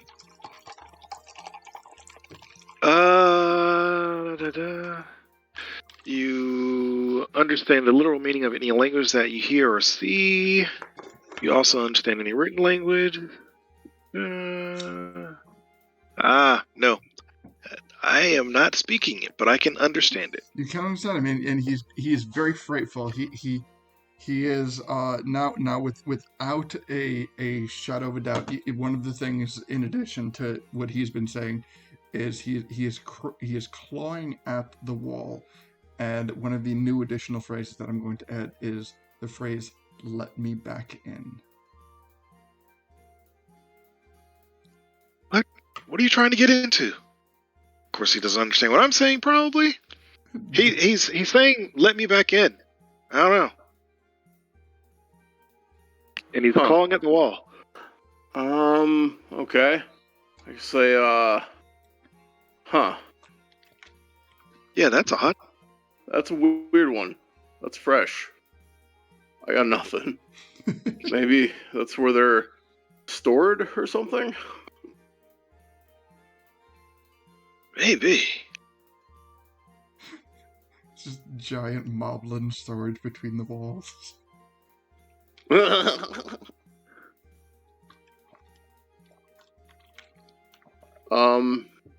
Yeah, do you mention that pod thing at all? It's okay if not, I'm just curious. Yes, I do. Word. Maybe he came from that thing. They're like pod people. I read about those once. In a picture book, not an actual word book.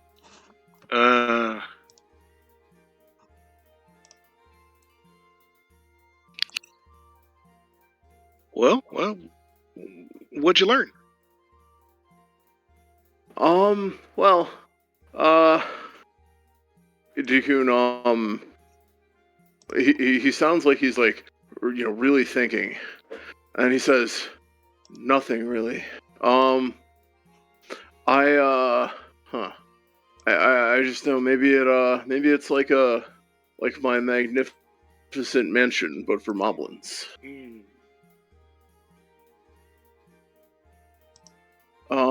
Yeah, that's kind of all I really got. I don't know. Maybe if you man, I wish I could identify it in an instant. Also, I don't really know. Yeah, can I kind of relay this to Leto too? Yeah, absolutely. Okay. All right. Oh. Also, hi, Stuffin. Giving you an intro. Hee. Hi there. Oh, How y'all hello, doing? Stuffin! Oh, hey, Stefan. Hello. I'm late, but I actually had a lot of. How did it go? Yeah, no earlier worries. today, No worries. today No, off, you're so good. it was really fun. It's really That's fun. awesome. Nice. We're celebrating the marriage of a friend of ours, so it was a kind of fun way to do it. Friends, I should say, two friends. Yeah. Yes. That's cool. Okay, Mhm. so to bring you up to speed, and in fact, you're actually popping in at like the perfect time. And I would say like, so in the beginning of the session, your absence has been narrated as, you noticed something in the wall, and when you went to investigate it, the vines had sucked you into the wall. And so they've continued to make their way through, where they've run into a couple of bokoblins. Leto is sent some pixies out to explore one of the paths while they took another path. Some of the pixies died. We are unclear why, but they have also, their instruction was to go to the end of the path and make a stop, and they have stopped. So the way that they are going, they have reached the end of it with no additional pathing. Right now, we have come into a room with another batch of forest moblins, where the one that we are going to be dealing with in just a moment is intimidated by a 36 intimidation check, and is now, as Gully wears the helm of Cambrian languages, Comprehend languages. it is saying how how it wants to escape, how it's afraid to die, it's afraid of the fire, and it wants to go back. So it's asking to be returned. As far as we can tell, it's asking to be returned from where it came. I have your initiative and your token, and your turn is right after Gully's. So as Gully wraps up his turn, I will bring your narration back into the session. Okay. I don't see anything on the map right now. Yeah, So. I have you down, but I'll have you pop up when you'll see when.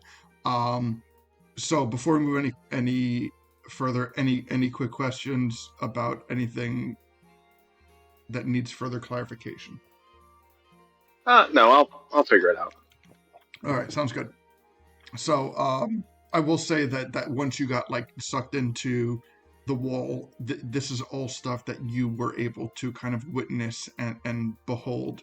And I'll have you return in just a moment.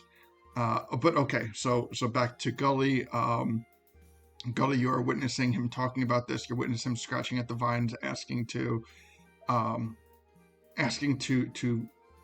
be to get out of there. As he does scratch at these vines, you can start to see that a kind of sliver of radiance seems to open up in front of him. What would you like to do? Oh, gosh, I have no freaking idea. And also visually, he has taken enough damage that he is looking a little worse for the wear.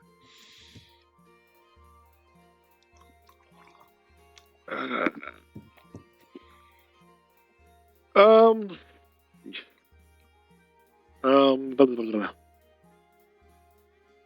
Okay, he can't understand me.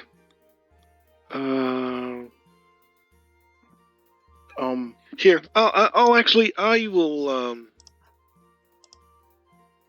I'll actually take a step or two back.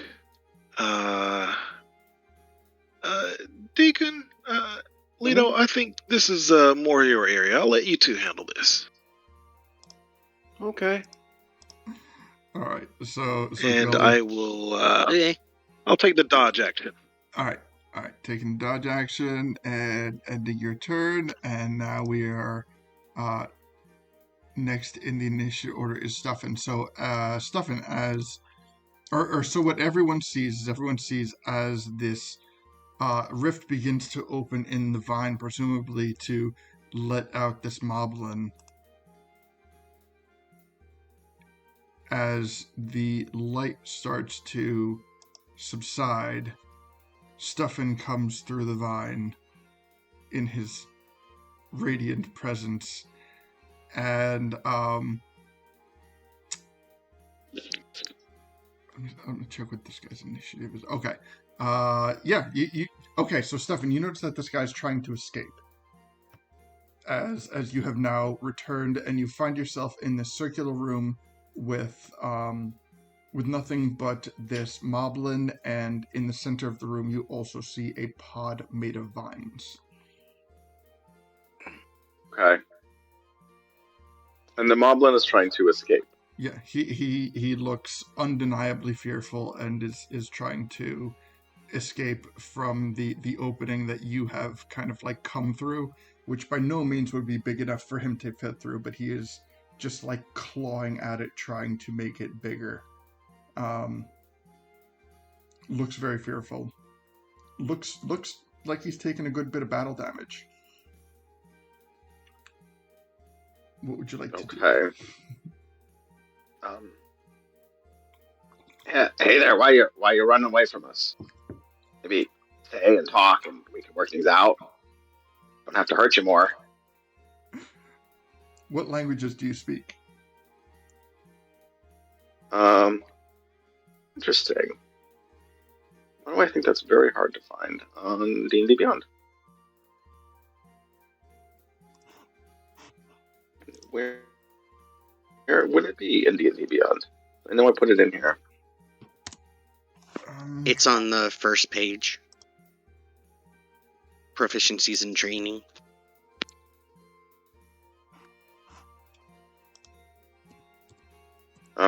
Okay. It says languages none. Something's weird with that. I don't know why. I have a high enough intelligence. I should have several languages. I would probably speak, let's see, a Fey language. Uh-huh. I would almost certainly speak. Probably like a Draconic language I would speak. I don't know. Beyond that, maybe Undercommon. Those are the three that jumped ahead. Fine. Okay. So, so you know what? For the sake of that description, we'll say that until that's ironed out, you at least understand the gist of what he is getting at.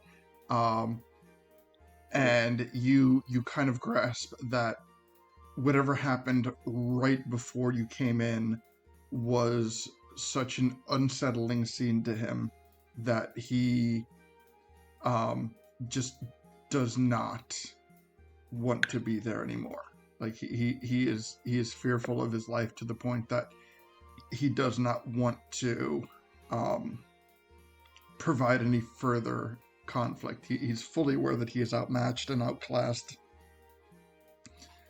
and he might not be the sharpest tool in the shed, but he is smart enough to know that he's found himself in a very bad situation. Hey, friends, do we want to keep this guy here, or do we want to Just let him go. Honestly, I'd like to take a second and interact with him. Once my turn rolls around. Okay. I'm gonna level with you. I want to try and like persuade him to, if not like 100% on our side. Like, I would much rather spare this guy if he's clearly like a thinking creature that's like capable of like surrender. I'm not really. I don't really want to shoot an unarmed moblin in the back while he's like scrambling at a wall to get away. Like, that kind of feels bad. And I don't think Deacon would do that. I think, like, especially in a place like this where he's already, like, kind of... Well, I'm sorry, I probably don't need to go into all that exposition type stuff just yet. A lot to say in 6 seconds. Yeah, exactly. So what I'm trying to say is, like, Deacon just wants to talk to this guy, and I'll talk to the rest of them on my turn. Sorry. I'm gonna cast slow on him, so if he runs away, he won't be able to run real fast. That's my hope. Okay. Okay, so I just took a moment to look up the languages, and as you specifically cited Undercommon, the language of this campaign that equates to Undercommon is called Blin. It is specifically spoken by Moblins, and so you can note that on your character sheet as Blin being the Undercommon type language that you would know. So yeah, you do get all this, and in fact, so saying, is there anything that you want to communicate to him now that this is established?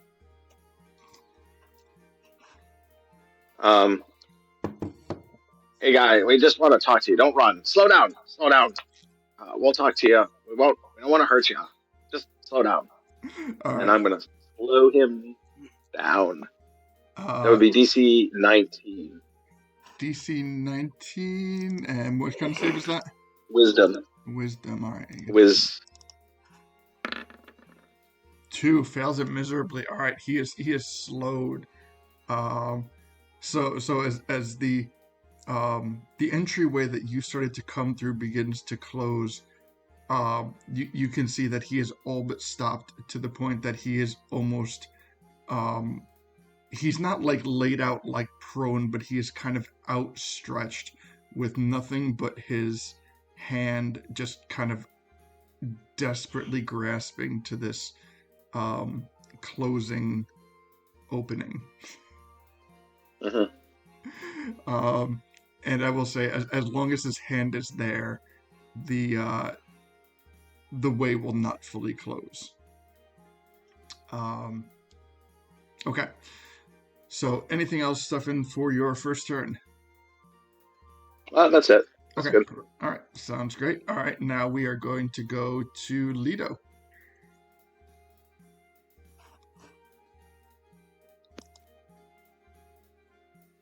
Okay.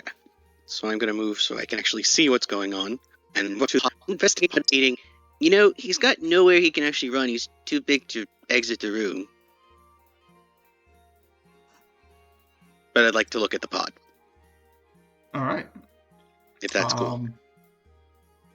Give me, unless you can think of a more appropriate check, give me a nature check. 18. 18. The pod is made of lush green, vines. It is in really healthy condition, and there are subtle movements and twitches along the vines, kind of like as they are kind of rolling over on each other. And I would say that there's a fairly good indication that there is something within the pod. I'm just gonna reach into the pod. Just put my hands through the vines and see what I hit. The pod is solid.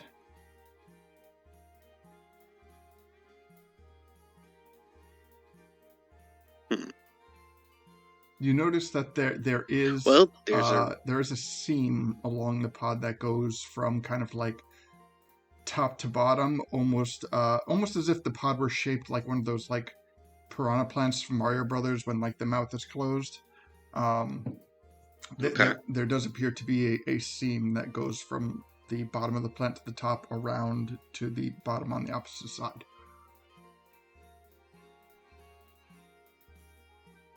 It's not radiating any kind of like magic, right?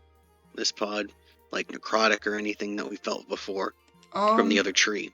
Well, the other tree had kind of like a purple necrotic indicator on the roots. Whereas this is showing no similar signs to that. This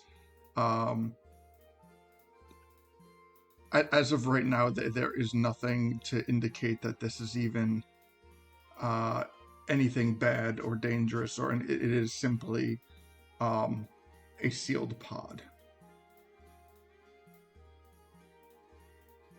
You see nothing that would indicate any type of like that it would like shoot out any spores. There does not seem to be any indicator around the surrounding area if there were anything to be affected by any type of poison or negative thing like that. In fact, throughout this entire temple, this appears to be I guess the best way I can put it is it appears to be like the most positive room you have found yourself in. I am going to test something. I'm going to take the nice little sickle that I have, which is magical and everything, and I'm going to put it up to the seam and see if anything reacts. Like, the Rikko face comes out and it's like, no, don't do that, or the Moblin turns around like, don't do that type of thing. Okay. So, as you start to approach the seal of the pod with a blade, the seal voluntarily peeks open, and you can see an eyeball looking back at you. Does it look like the eyeballs that have been popping up throughout the dungeon? It does.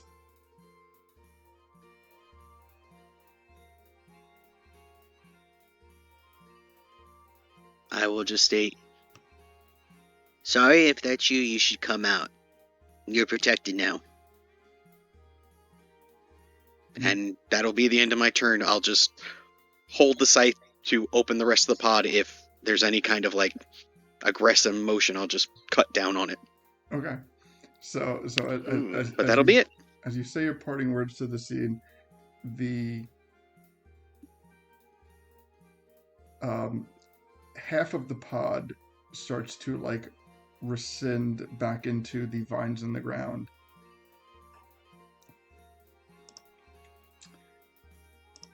And you hear his voice. And he says, hold on, let me...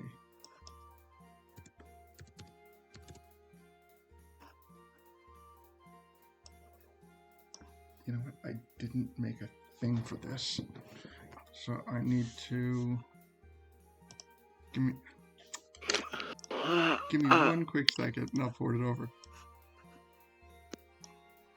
Okay.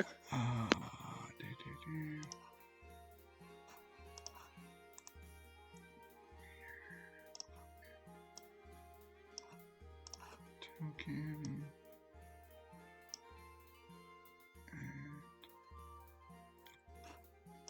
So you hear Rikko's voice, and you see his body, and he says to you,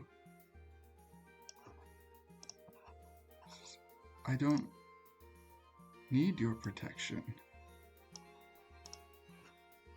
I've been the one protecting you this entire time.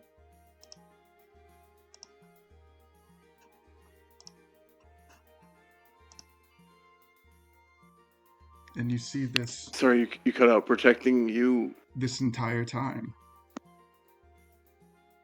He's been the one protecting us. Oh. And you see this. We don't need your protection. This tired, emaciated form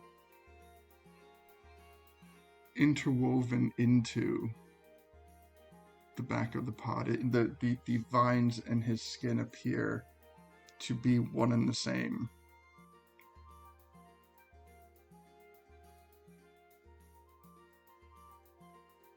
He says, "You've made it this far.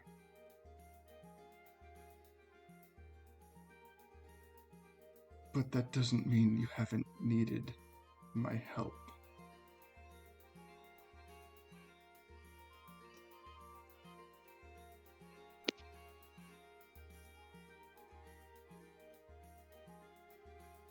Just point us to Sari and we'll get her out of here. We'll help her.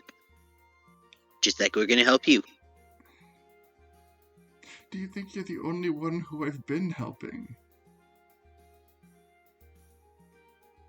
I'm not just protecting you from my sister. I'm protecting my sister from everyone else.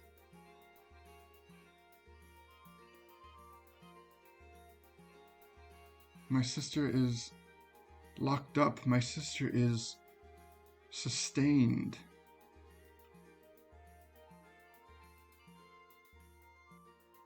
My sister is safe.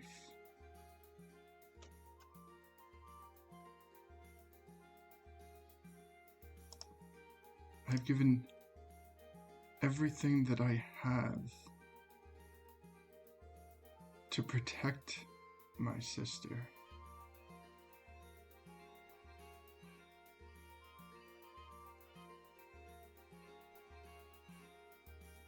I literally know what you're going through. Then you understand. But the only way to take care of your sister is to literally take care of your sister. If she's the problem, there's got to be a way to solve it. And you stopping us from helping her? Well, so step back. Let us go to her and see what we can do.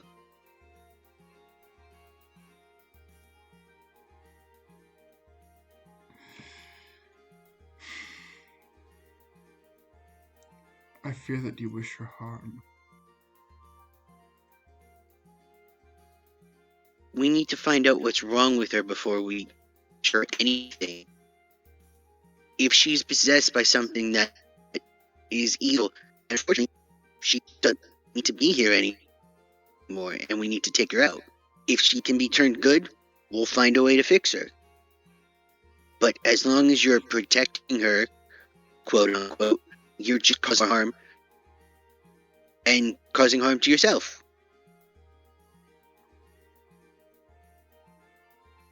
I don't worry about harm caused to myself. I worry about what has happened to her. I worry about what is going to happen to her if I let anyone near her.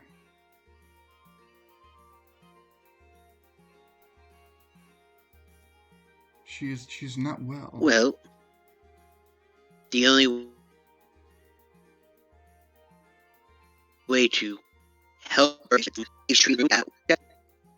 Because we can go take out the tree in the other room that has the evil heart. Will that help her? That heart is not evil. It's corrupting. He puts his hands to the center of his chest and pulls it apart. And you see a gaping hole in the center of his chest.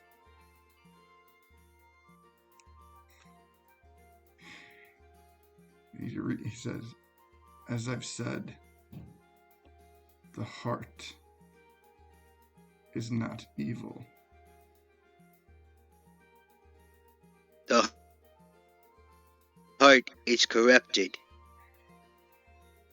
You might not realize that now that it's out of you, but it's corrupting this temple. No, my heart is the only thing preventing the corruption of this temple. It says, I bound myself to my sister to prevent her from becoming fully corrupted. That is the tree that you found. The heart that you have seen is my own.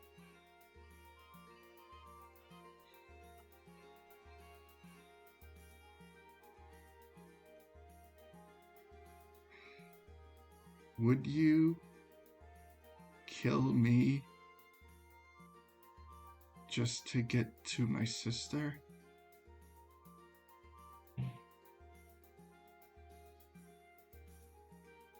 Knowing how I feel, would you do that?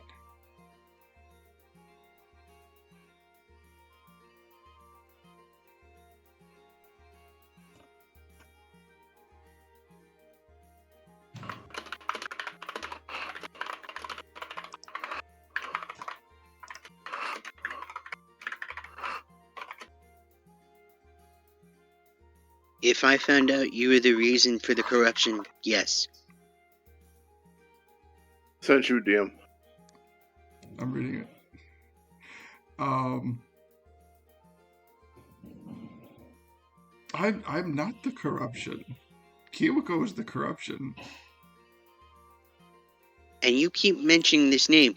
Who is that? The corruption. Okay, can I make like a stealth check to like sneak up on this and just like touch him? Okay, so let's give. Sorry, I know it's not my part of the scene. I just like I need to. Sorry. Well, I mean, you are part of it. You are riding with Leto. You are witnessing this whole thing, and you know, Stuffin is in the room, and Gully is adjacent, and this conversation absolutely is happening in real time. Okay, cool. I wasn't sure. I didn't want to butt in. In terms of touching, what is the goal in the sleight of hand?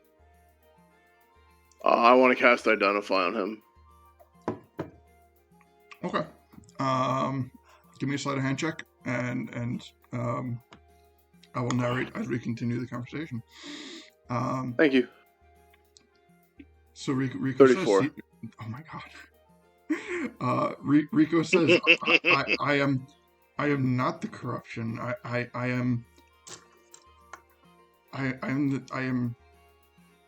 was what sought to protect her, and I did what I needed to do to keep my sister safe. You're not keeping your sister safe. You're hiding her away and letting her slowly become corrupted. Point us to where the corruption is, and we can get rid of it. We can then save her and try and save what's left of you.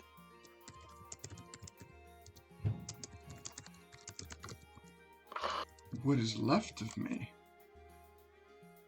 There is more of me now than there ever was. Look around you. Look at the walls. Look at the ceiling. Look at the floor. Look at the passageway that your friend look at that came thing through. that's trying to escape. Are you that too? Are you the moblin that's trying to escape too, that keeps attacking us? I have it under control. I might not have it completely under control. No, you don't. But you don't have everything under. Nobody has everything under control all of the time. You don't you Yes. don't you get sick?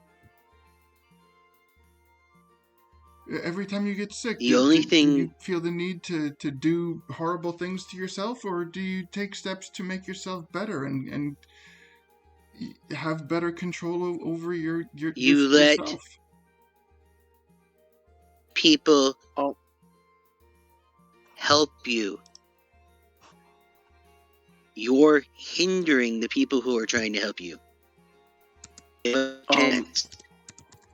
okay. So as he can I chime in? Like, basically, just like outstretch my hand a little bit so he can like kind of like feel me like gently place it on his shoulder. Mm-hmm. And I just want to be like, Rikko, you don't quite understand, but at the same time, you do. She's sick. She's got a disease of sorts. And it sounds like this disease is Kiwako. It's something that we have had the power to cure in the past, and it's something we want to do. Saria and you, whether you believe me or not, mean a lot to me. I don't want to do anything that would damage her or damage you, Rikko. But you have to help us. You have to let us take a chance to give her the medicine that she needs. That is what we came here to do. The temple, this corruption, it's not that it's a flaw in her, and it's not that it's something we seek to destroy. It's simply a disease that we came here to cure. You understand. Everyone gets sick. Everyone has a little trouble, and they don't deserve to die for that. We understand that.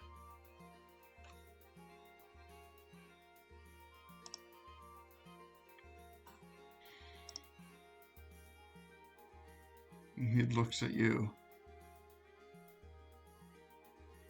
a little bit lost, a little bit confused, a little bit untrusting. He says,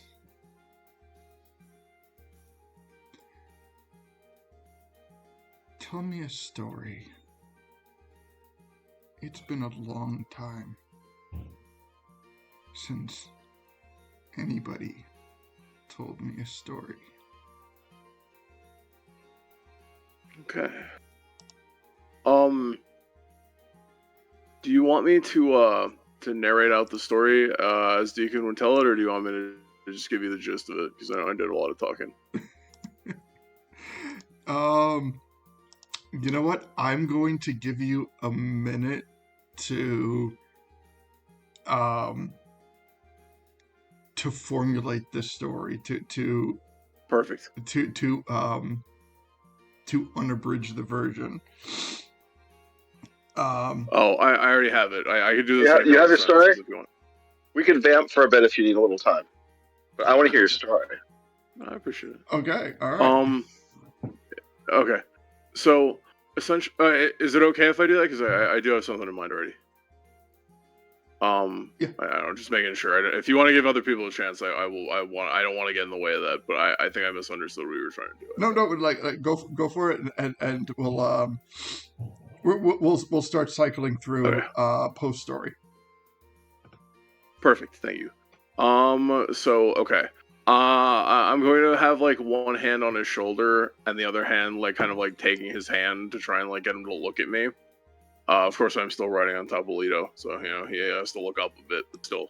So anyway, what I'm going to do is essentially I'm gonna look at him and very seriously, but like softly and somberly, I'm going to tell him, once, a long time ago, there was a secluded little city where people were happy. It was a small town. They knew each other, they loved each other, and everything that they did for the sake of each other. Because everybody to them was family. Now, one day, people came in from outside that city because they saw some of the things that they'd come into having over the years, some of the trust that they've had from the rest of the people that came to visit. They were so stunned that they would offer these gifts and come for advice because they knew that this was the city with full of people with the kindest hearts in the kingdom.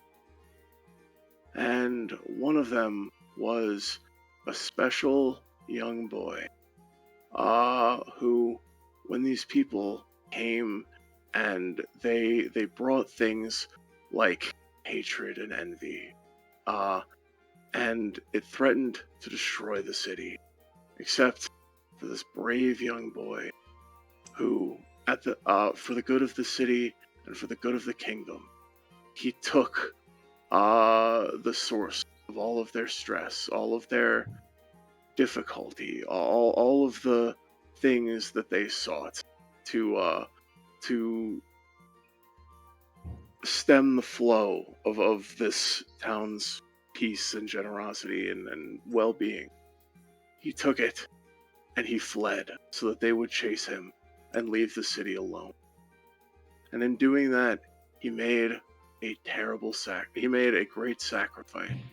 He knew that he would have to leave behind this place of peace and love and happiness and go off into a bigger, scarier world and still do his best. But he, as he ran as far as his little legs could take.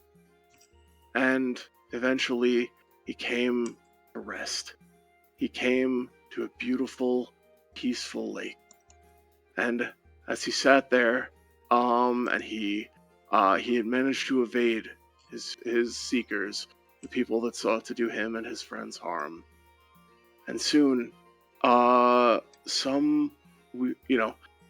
had passed, and then days had passed, and but eventually, what came for him were not these harbingers of pain and destruction, but people who came to adore him for making his sacrifice, and who wanted to bring him back into the fold now that the crisis was over, and now that he had done that hard job for the sake of everyone else. And they took him home, and they celebrated him for days to come, and he was welcomed right back home as into the family he had always had. If you don't get it, that's Deacon trying to kind of talk about tell the story of what? Talk about like Rikko's original storyline, yeah. But brightened up a little bit. Sorry. So this whole time Rikko has been unable to make eye contact despite any efforts to other people to make them with him. He maintains this elongated stare, and he says, "That is a good story.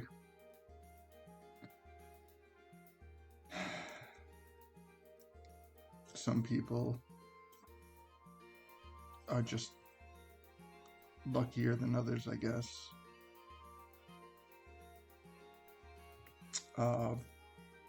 At this point, Gully, what are you taking away from the situation?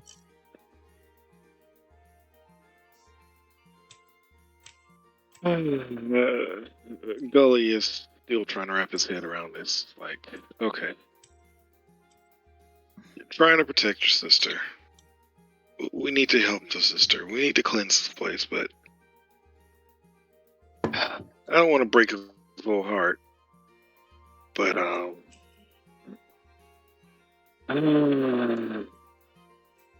might have to take some drastic measures here. Yeah.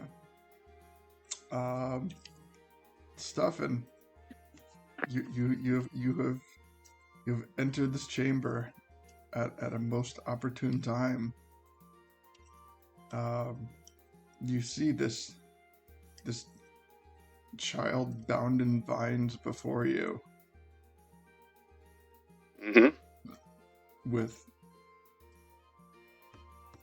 quite the story and the determination to match. He is tapping into something for this energy. He has nothing in his tank, but still has the resolve to keep moving forward. What are you taking away from the situation?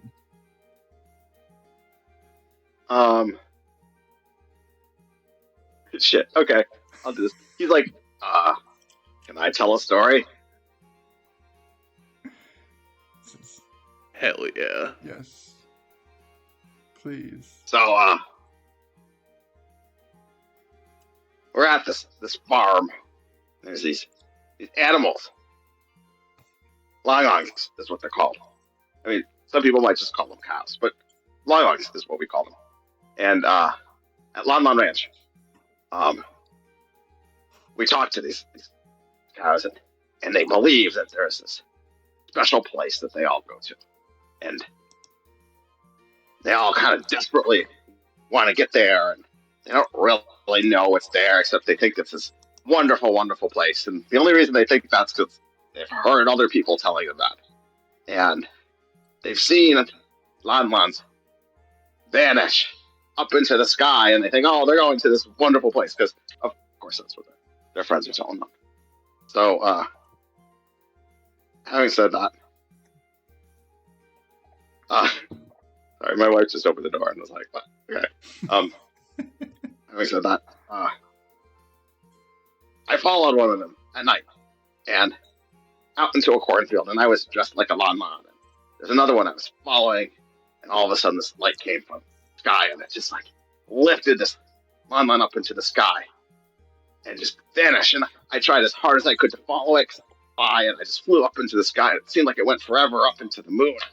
And to be honest, I don't really know the point of the story, except I do know that like I was willing to fly as far as I could to try to find this Lon Lon, and everyone seemed to think that like it was in a better place just because people told them that. And we sometimes want to believe the things our friends say because it makes us feel good about what's happening to us. I don't know. I mean, just the world's a confusing place.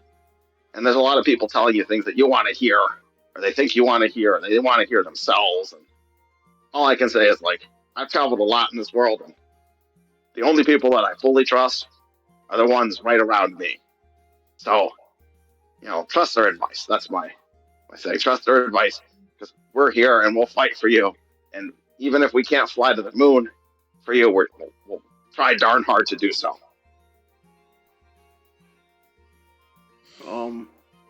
I just like to say Deku kind of, you know, almost blushes, and he goes, "That's as wise as it is sweet stuff, and thank you." Thank you. I guess. I don't. Is it wise? I don't know. I think so. The way it is. Mm-hmm. All right, and circling back to Leto. Hearing these stories, hearing what is at stake for all parties, under you know, the familiarity of caring for one's sibling resonating with you.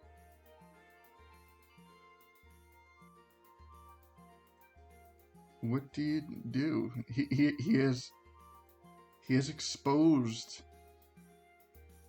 his perceived weakness. He knows that he does not have the strength to do what needs to be done. He can not feed his sister to those which would do him harm, regardless of whether or not what is happening to her on the end of Kiwako, because he still believes that he needs to be the one to save her. And you know that he cannot do it. But he cannot see, nor will he admit to himself or anyone else that he is not capable. What do you say? What do you do?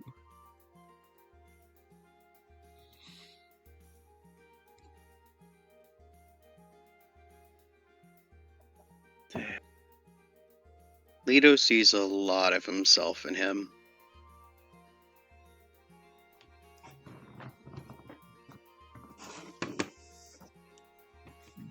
But also sees the possibility that he's stopping his sister from becoming what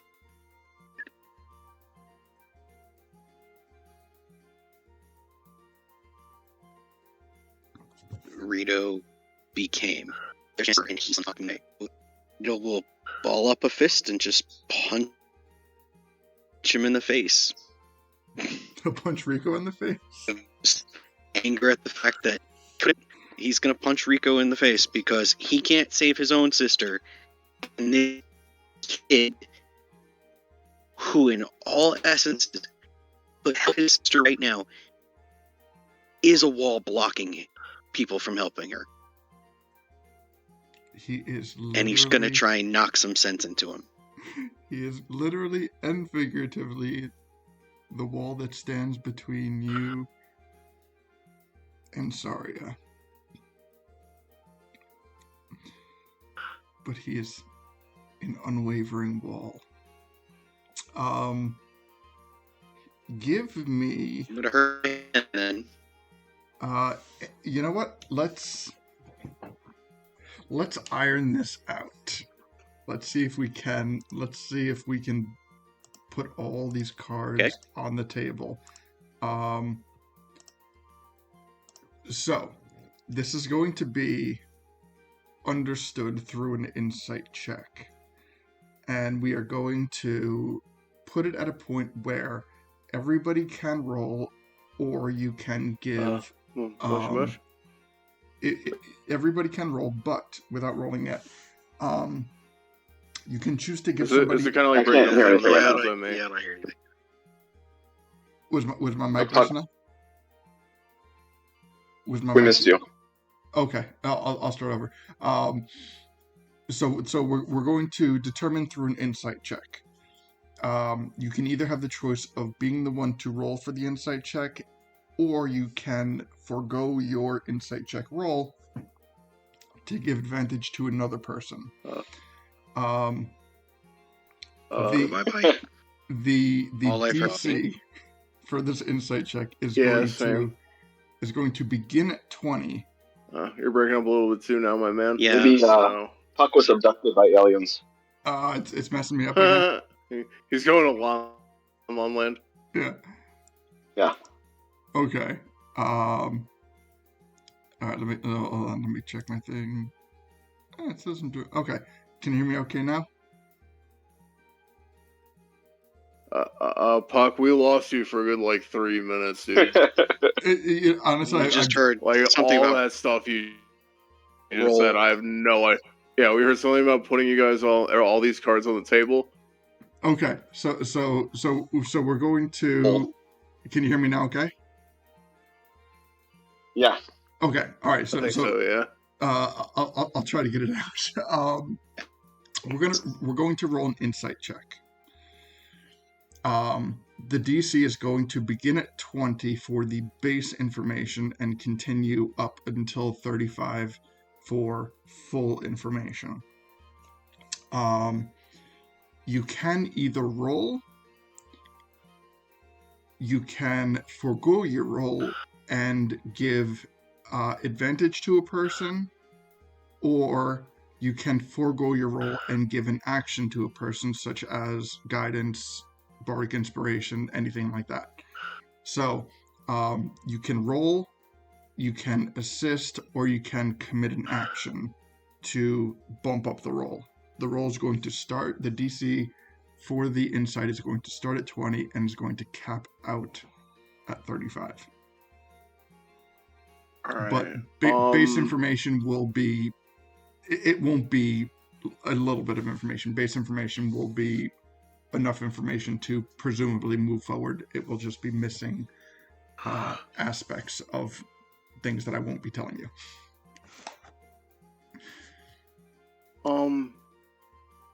Okay.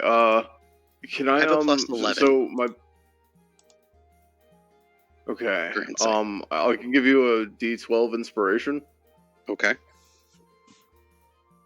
Okay. Can anybody? Does anybody have more than a plus 11? I have a plus 6. It's all like it's just okay. Okay. But All right. Okay. Wait, so, what? Which stat is this again? Plus 4. Which one? I'm sorry. Insight. Insight. Insight. Insight. Okay. So no, I'm only a plus 10. So yeah, you got this one. Sorry. Okay. So we have Bardic Inspiration, which will give a plus 12. We have Lita, who has a plus 11. Would anybody like to assist him rather than roll independently to give him advantage? Or between, like we have uncommitted actions as of right now from Gully and Stuffin.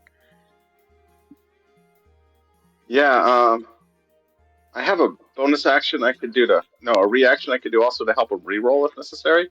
But I'm happy to give you assistance to get advantage. Okay. All right. So we have the assistance from Stuffin, with the potential to be followed up by a reroll. And Gully, is there anything that you can do to amp up his roll, or would you just simply like to roll independently?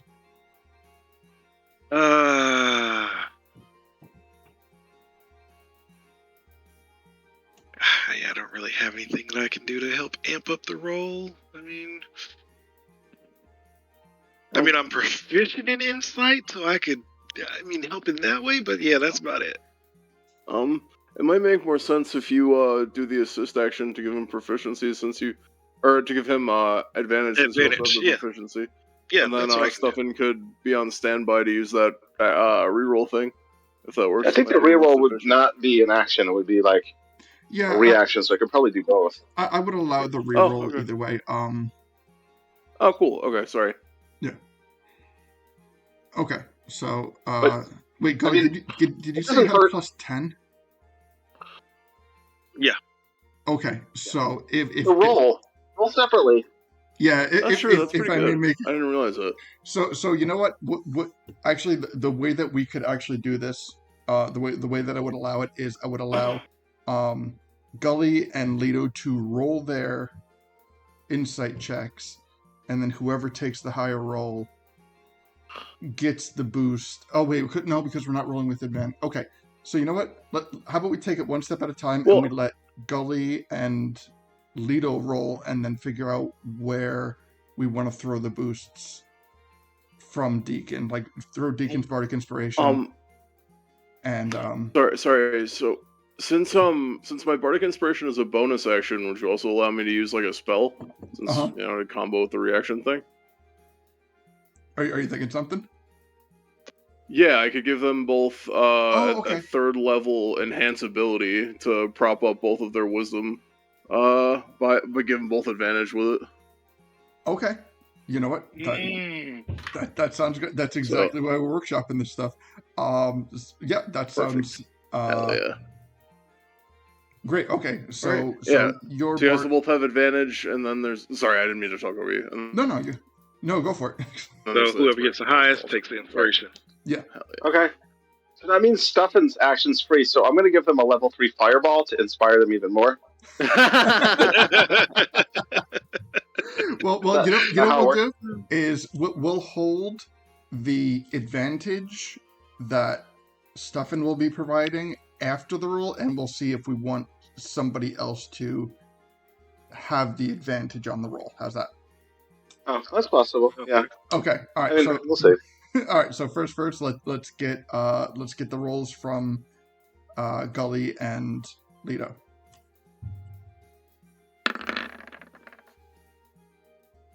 Okay, so we have Leto topping out at 29.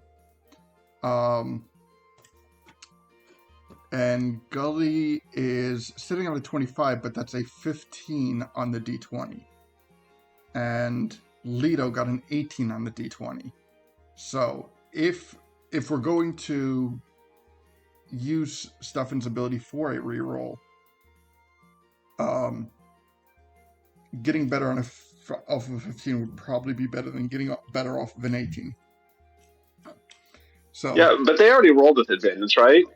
I don't think they can get Yeah. advantage twice. But I'm talking about your reaction to reroll. Oh, the reaction to reroll. Yeah, Yeah. that's different. Yeah, okay. You want to reroll that 15 and see if you get better? We'll give Gully that reroll. Sure. And then whoever gets the highest gets the Bardic Inspiration. Make sense? Yep. All right, perfect. All right. Okay, so we Worse. I mean, rerolls can go either way, but it was worth a shot. But we're still sitting at a 19 with a incoming D12. Yeah, D12. All right, so sitting on a 29. All right, so you hit the magic number. Oh shit! 35, where we are going to 35. max it out. We've exactly landed there. That's beautiful. So,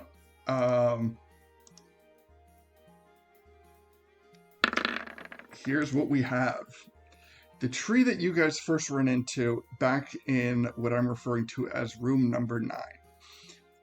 The tree itself is what has become of Rikko's heart. That tree is encasing Saria's heart, which is where you see that necrotic effect.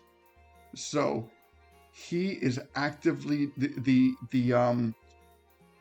what's what I'm looking for? The phylactery. The phylactery, Saria's phylactery is her own heart, but in order to get to her own heart, you must destroy the tree. I'm sure you can follow the consequences of that chain of events, so I will not go down that road any further. Also, the thing that Rikko tried to get you to find was an adventure, a small adventuring party that had made it to a certain area of the temple and didn't make it out alive. There's a small adventuring party of 2 people. He says it is an elder Hylian and a female Goron. Okay. He is actively blocking the door, not to prevent people from getting in. I mean, yeah, partially to prevent people from getting in. But the reason that we have not actively seen Saria making any appearances within or without of the temple is because she is trapped in her chamber by Rikko. And since we hit the 35, the one thing that I will say too, and I'm open to questions afterwards, but the one pertinent thing that I am think should be divulged is the sites themselves are the key to Kiwako's ultimate ability. And it would be in your best interest to keep those eyes as small as possible in number. And he says the magic number is 4. So by all means... Oh god, no, I know what that means. Keep less than 4 eyes on you at any given time. Okay, so any questions, things that I have neglected to mention that you are curious about?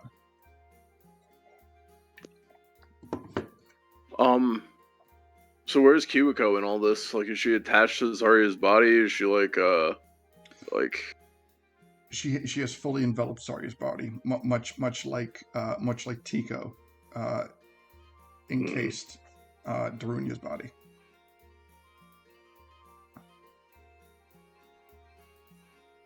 So, I have a thought, which is that Rikko has control over the temple to a certain extent that he can barricade a door.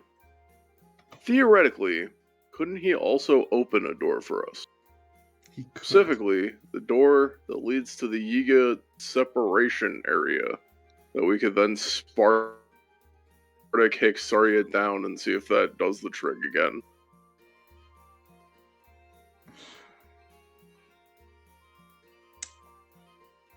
That could work. I would like to just kind of like telepathically discuss this with my companions, if you don't mind.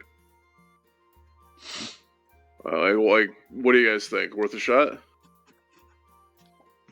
Yeah. Oh, excuse me. All right. Definitely. So, Whoa, are you speaking in my mind? Isn't it? That's crazy.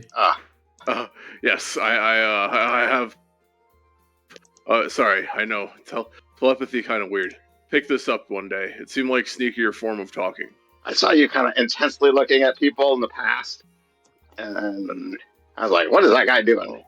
But now I know. Sorry, you forget to explain things sometimes. It's okay. Still good. I trust you.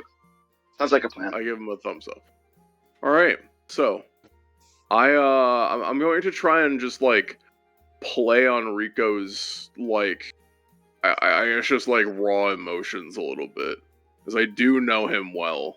And I would like to say, Rikko, I cannot offer you a guarantee, but I know the best chance that we have that keeps your sister alive and well, and Kiwako, separate entity that we can take care of. And it's not something that we can do by ourselves. We need you for this. In fact, without you, it won't work at all. Really, it's more you than us at this point, if this is gonna work. Go. And I think it's worth a shot. I think we can do this. There are certain portals were used by the ancients a long time ago, the Sheikah. These are entrance areas and exit areas. Now, we found one in the water temple. It was a hole in the ground. And when another friend of ours found himself possessed by a ghost from his past, he jumped down that portal and it separated. If you can find this space, we have a chance to save Zarya by putting her down it and separating Kiwako. And then we can take care of the problem without any harm coming to yourself. But we need your help for this. It's not just about not standing in our way. This is something that only you have the power to make available to us. Otherwise, we could scavenge this cavern for the next year and not find it. But you know this place. You know everything there is to know here. And with your help, well, you can be the one to fix it too. Since I'm well aware of the doorway that you speak of, although I'm less aware of its properties. But I know what this doorway is. I know what comes through this doorway, and that is why I have sealed this doorway, because I know what's come through this doorway before, and I know what it has caused our people.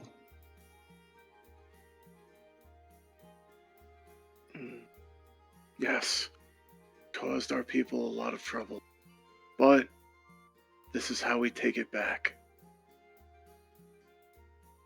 This is how we make it This is how we prove to them that the spirit Kakariko can never be conquered. And and I think you can agree with me when I say that a chance of saving your sister is worth any risk that might come, Kakariko. Not because we don't love it, but because Saria herself will be capable, if she's fixed, of helping it even more. It's worth a shot, Rikko. I know it's scary, but we can't do this without you. What do you think?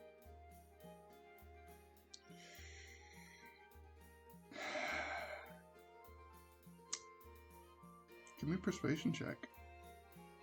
Okay.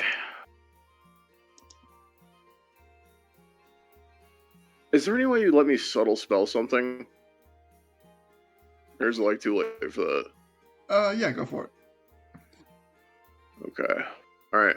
So I'm gonna spend one of my 2 sorcery points. And I'm gonna cast Glibness. At 8th level.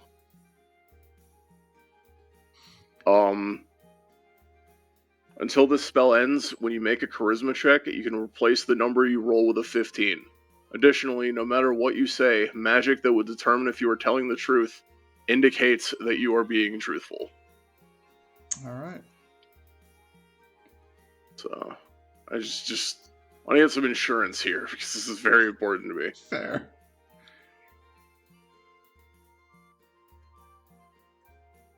Ooh, that's bad. So I'm going to replace my 4 with a 15, bringing that to 36. Okay. So the vines at the bottom of on the floor begin to kind of rustle, surrounding the pod, as if they were like tentacles, and the pod begins to move in a backwards fashion. By the way, that Moblin's still hanging out there, isn't it? Yeah, I was thinking about him. Is there any chance that my soothing voice and obvious non-confrontation softness is putting him at ease at all? I feel like he probably doesn't want to try anything, but at the same time, he's mostly seeing diplomacy at work here. Yeah, he's pretty well intimidating, and I will say, as you kind of look back, because throughout this conversation, the focal point has pretty much been on conversing with Rikko, and he has had behind him has had the back of the pod kind of obscuring, or directly behind him. So as he begins to, as the pod begins to kind of move in a backwards fashion, you notice at this point that the moblin is thoroughly bound to the wall through the vines, and has receded to a point that he's not moving. He's not dead, but he's just thoroughly bound by the vines. And he will struggle for a bit, but he cannot move. And with it, you start to realize that while you've been having this conversation, this has also, Rikko has also been doing this kind of at the same time. Damn. Yeah. So if it has not been deduced at this point, it's been kind of alluded to, but not overtly said, that you are not dealing with Rikko as a person who's standing before you. Rikko is the temple in its entirety. Ooh. Yeah. So, everything that is going on in every room at all times, he is fully conscious of. He knows who is in what room. He knows what you are dealing with. He knows what you're avoiding. he knows the places you have gone, the places you haven't gone. And again, I'm tying this back into the earlier insight check. So you're starting to get like a better picture of what's going on here. And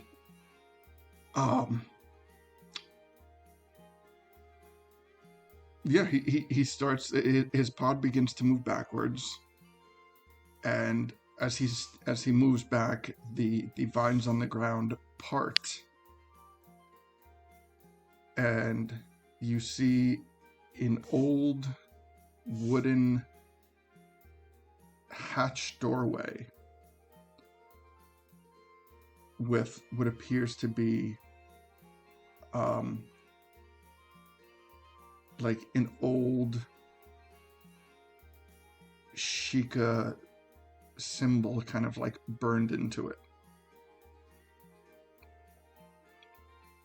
And he says, "I'm aware of your door." And that door is very well sealed for a very good reason. But you said you know a way that this door can help my sister. And you are willing to take that chance.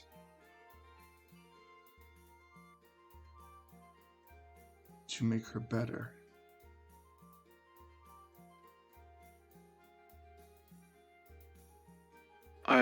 I would just like to I nod very firmly and say, I wouldn't be doing this if I thought it was a risk to Zarya. It worked for our friend Turbe. We had to use the one in the water temple, but this could work even better since it's closer to her. I don't know. He says a Turbe.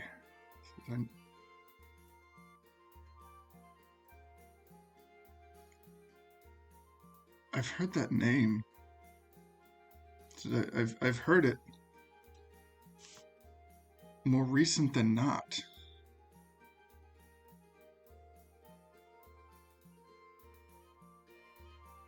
This is the old man.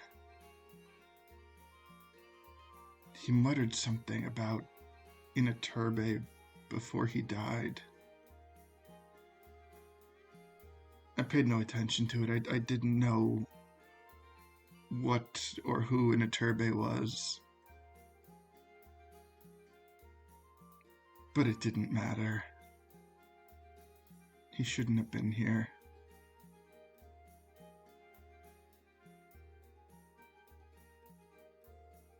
So what is in a Turbe?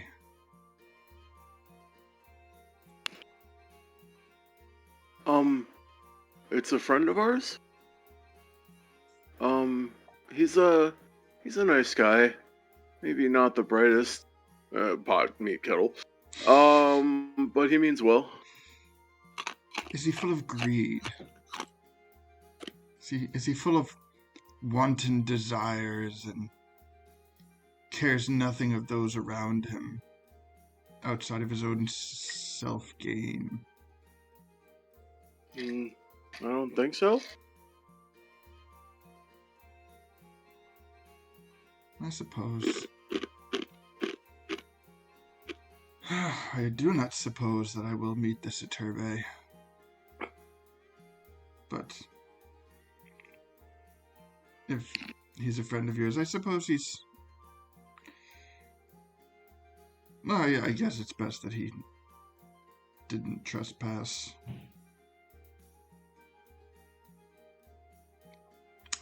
But that is another problem for another day. You drive a hard, persuasive argument.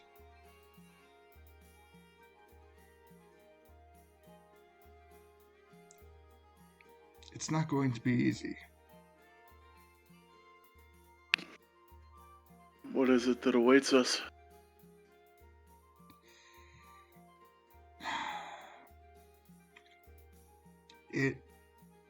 It goes by many names.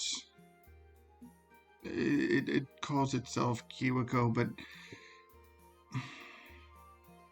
it was not always that way. Kiwako was once like us, for lack of a better phrase. Kiwako belonged to this village, and Kiwako set out one day. For what reason, I don't know. And never came home, and people believe that Kiwako became a lost child of the forest. Does anybody need elaboration on that?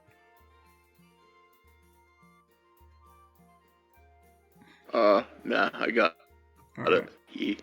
Nope. Okay. And eventually, people started going missing. And when they showed up,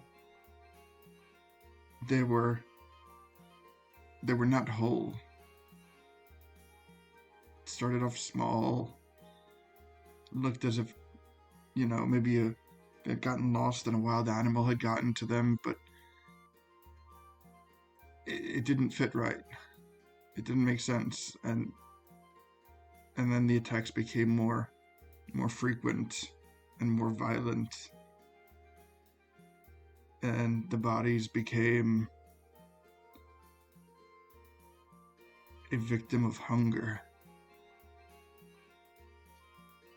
The spirit of Kiwako craved flesh of her people. And over time, her spirit became even further corrupted. And every bite that she took drove her further and further into corruption and madness.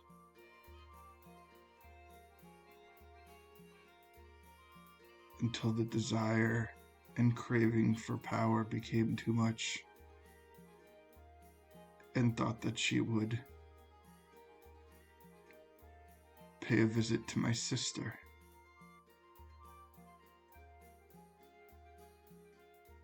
And although there is part of my sister still in there somewhere, and I believe that it is, what has taken a hold of that physical being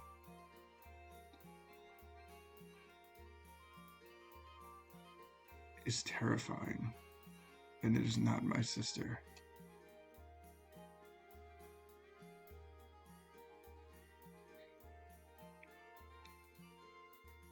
I will give you a chance to make right that which I could not. I will give you a chance to make my sister whole. But before you go in there, you need to be able to make her whole again and give back to her that which I have spent so much time protecting.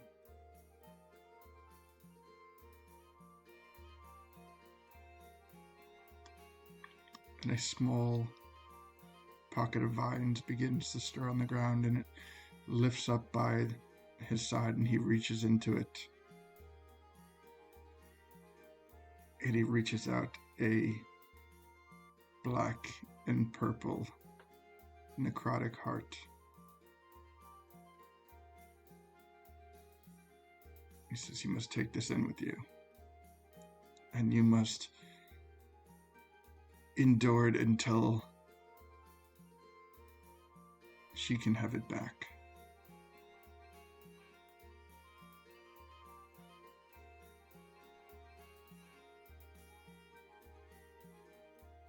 Who takes it? Or does anybody take it? I ask him if I can cast Identify on him to see what it'll do to us. Absolutely. Alright. I burn the spell slot. Alright. It 100% is the heart of Saria. And in its current state, it will deal 1d6 necrotic damage to whoever holds it per turn. Okay, like at the start of every turn? Okay. Yeah. I'll take it. Alright. So you hold it, and as like, you make physical contact from your hand to the heart to Rikko's hand. You, for the first time in this conversation, understand the absolute depth of what Rikko is feeling. You understand. You understand what this means. You understand that he's not making it out of here.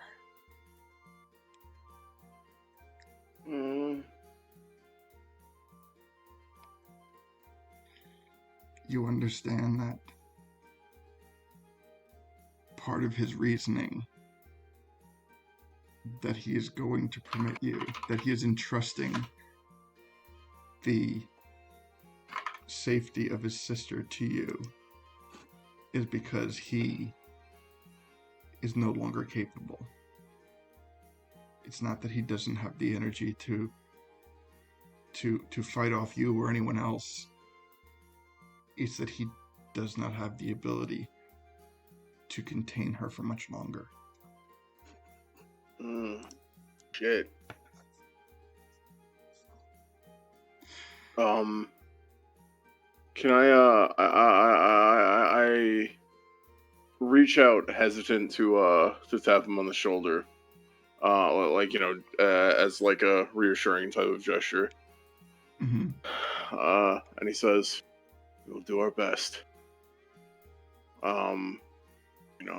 We will do everything we can to help her and help you in turn.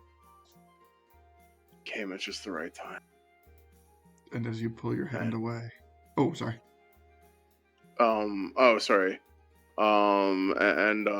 Yeah, I was just going to say, thank you for trusting.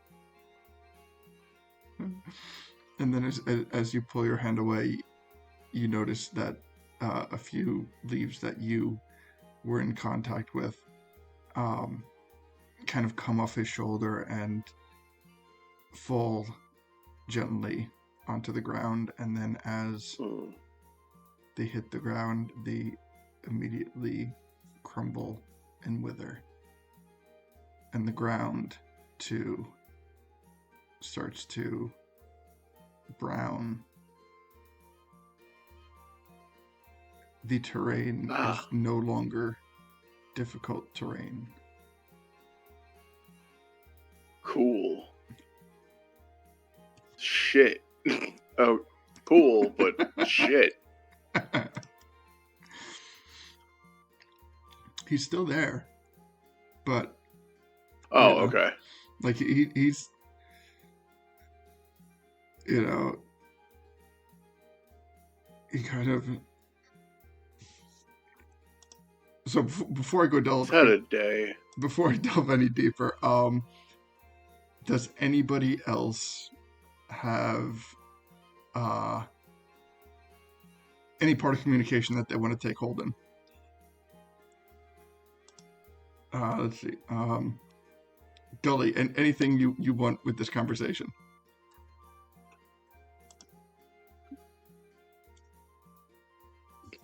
No.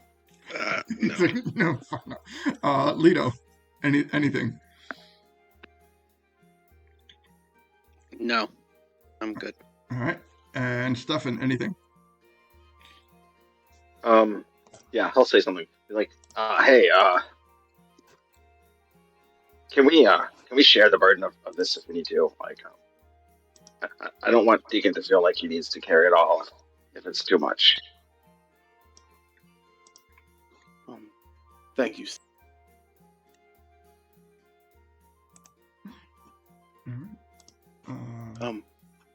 I think Chuck's talking, but I can't hear him. No, I didn't say nothing. Oh, okay. But yeah. What do you have to say to that, Deacon? Oh, sorry, I didn't know if you heard me. Deacon, he smiles and he nods. He goes, "Thank you, Stefan. I really appreciate it. I'm always glad to have you by my side." All right. So with that, Yeah. Rikko says, I will open the chamber, and that will be my part. Can you wait and open the chamber when we get there so she's not running around? Absolutely. So as a note, he kind of like notifies you that the chamber, the entranceway, is in this general vicinity.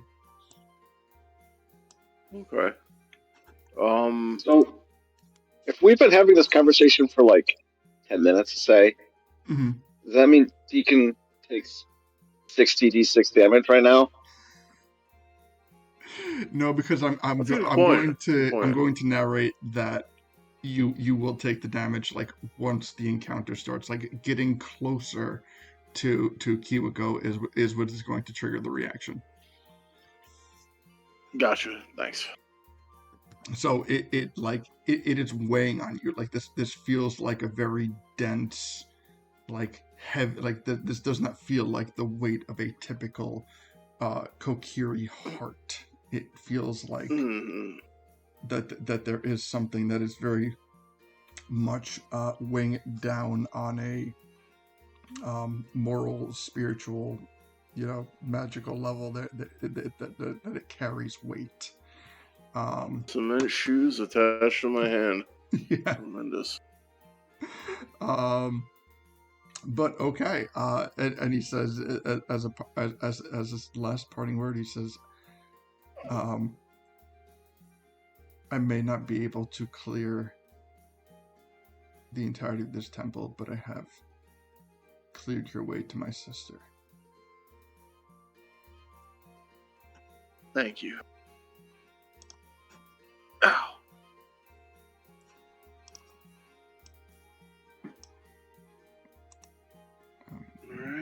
Alright. So, just so I'm clear, so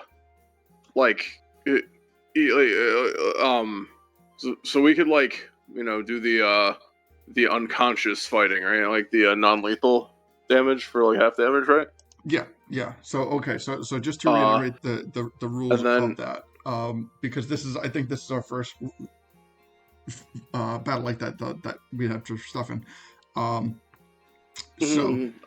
yeah, true. What we're referring to is an attempt to knock a player, an enemy, unconscious. The way that it functions in this is, I narrate, usually during physical encounters, how the person health degrades just by visual orientation and what you see. But if you intend on doing a non-lethal attack, the attack itself deals half damage. So it's basically like a pulled punch. You're trying to knock the person out rather than kill them. So all you have to do prior to an attack, and I usually narrate, the first time I narrate is when they get down to about 50% health. So prior to that narration, there really is no need to worry about something like that. But once once I get down, once I do that, then you kind of like, by your own course of actions, determine about how much health you think they have left, what their health bank is, and when you need to start dealing non-lethal damage for half damage. So, Does yes. that work with spells or ranged Yes. weapons or anything like that too? It will work. So it'll work with spells like firebolt, fireball, things like that. I wouldn't say that it would work with spells that maintain certain things like concentration, or things that deal damage over multiple periods of time, such as Hunger Fidar is one of my favorite ones. So it is simply referring to the initial strike. I'm tossing a weak fireball. I'm not putting my full oomph, but from a chill touch, things like that. Mhm. But yeah, something that would deal damage over periods of time or something like that. Maybe something that would require like a saving throw, things like that, would not be encompassed in that. Mhm. All right. So, we have a little bit of time left. There's still 2 points in this dungeon, or I keep calling it dungeon, in this temple, that we have yet to explore. You know where the entranceway is for Kiwako. I think we technically left off on Lido. Yeah. So that would. Let me see. All right. So you know what? Just you know what? Let's knock out one more round. See where we go from there. All right. So yeah, just to hit the ping, we're looking. The entranceway for Kiwako is about here. And we start at the top of the list with Deacon. Again, no more difficult terrain anywhere Cool. in the temple. All right, cool beans. Okay, so I see the is the moblin still like there? Like, what's he doing? The okay. The moblin is still kind of like Sorry. into the wall. The moblin is now deceased. Give me a medicine check. Oh shit! Was he eaten by the bugs? Give me a medicine check. Alright, sorry.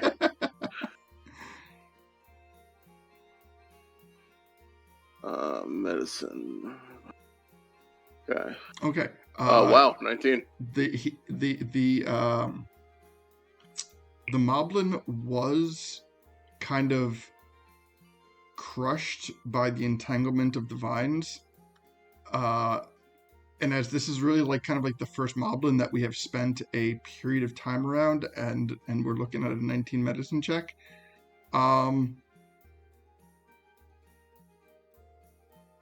There's more to this moblin. This moblin seems to be going through some type of physical deteriorating effect. Lito, can I get a guidance so that I get above a 20 and I can maybe figure out what that is? If it'll be allowed. Absolutely. Is that okay? Thank you. Sorry, I know yeah. Thank you, Lito. You're good. Thank you, Puck. I'm very curious now. Okay. Oh, right. So I gotta roll a d4. Sorry. Okay. So 22. 20. Wait. 22. Okay. Yeah. All right.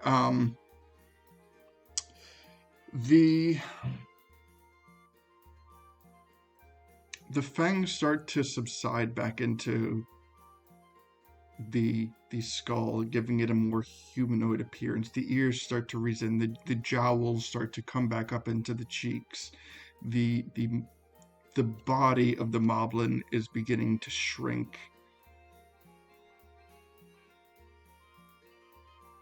And Oh no. after a few minutes, what lays in the vines is not a moblin. It is a humanoid. Oh. Fuck. It is a average height, slender but muscular build. What hangs off of them is the armor of the moblin. But you notice a tattoo. And you know what, Leto, I know since you have the highest passive perception, I would say, Leto, you notice that there's a tattoo on this person's body. And it is... There's a tattoo right there. It's Oh. It's a Yiga tattoo. Oh shit.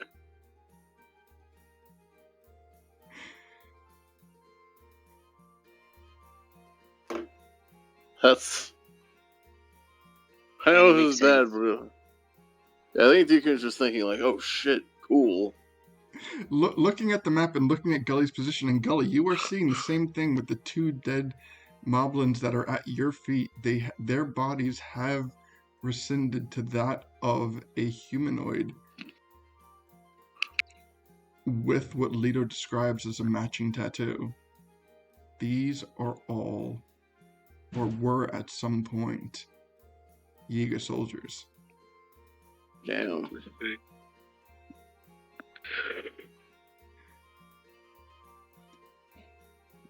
Wow. Very interesting. Huh. So,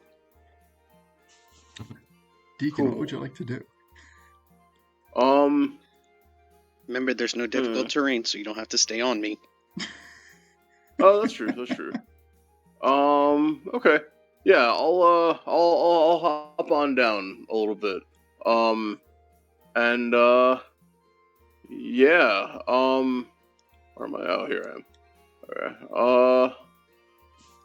Honestly, I just like to go peek around the corner over here, see like if there's anything in this little room here. There is not. Okay. But there was.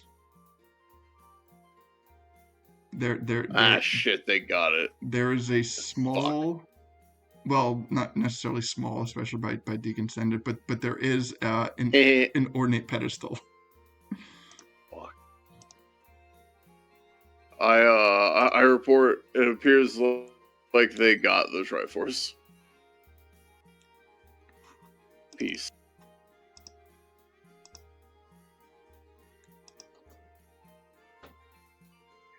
Okay. Yeah. Anyway. Yeah, the pedestal does look to be of a size that At least we know where it is, kind of. True. Or it was, I guess. Alright,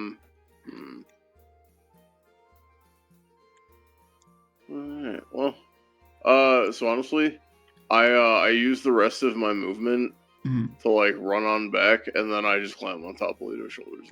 I liked it better up there. All right, sounds good. All right, with that, Gully, you are up. What would you like to do? Yeah, no freaking idea.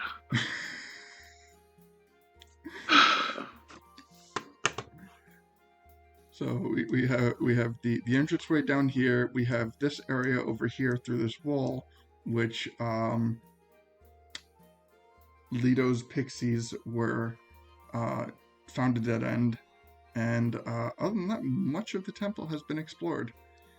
But Rikko has specifically stated that he has not been able to clear the temple, but he has been able to clear the path to his sister.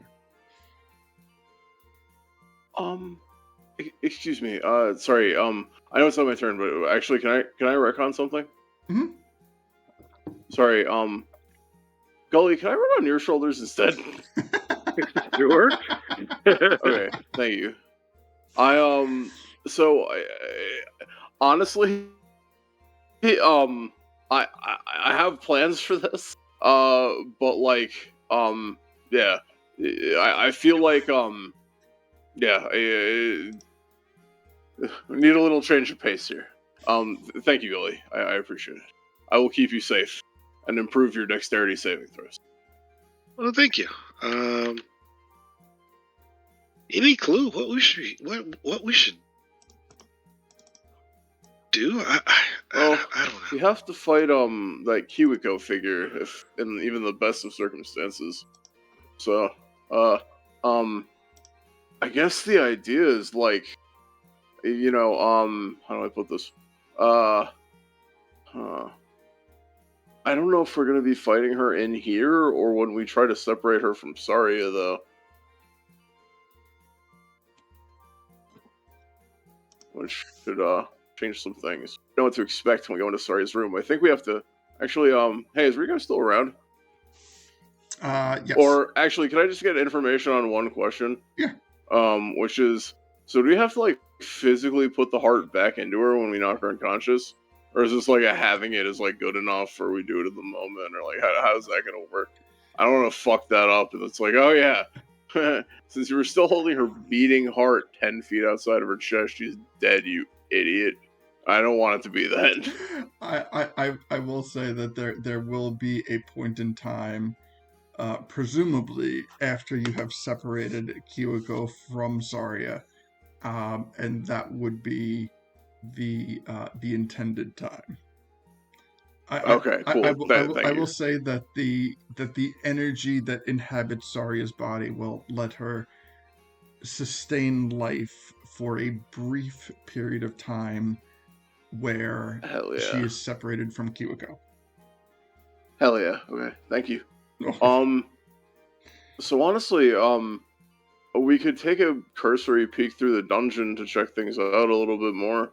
Or because like the alternative is like, I think once we separate them, there is like officially no avoiding combat. In fact, I think we're going to be not having any avoiding combat like from the second we like encounter Saria, and we have to like, knock her unconscious, and then when we advance her through the Yiga portal, there's probably going to be another fight if I know my like if I have any intuition, she's gonna still have some fight in her as a spirit.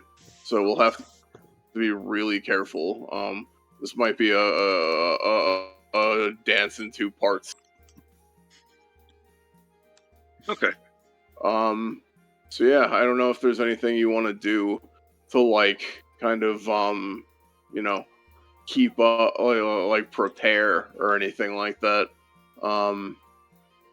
Yeah, do you guys think we should do any preparations? Like I could activate spells maybe or stuff like that?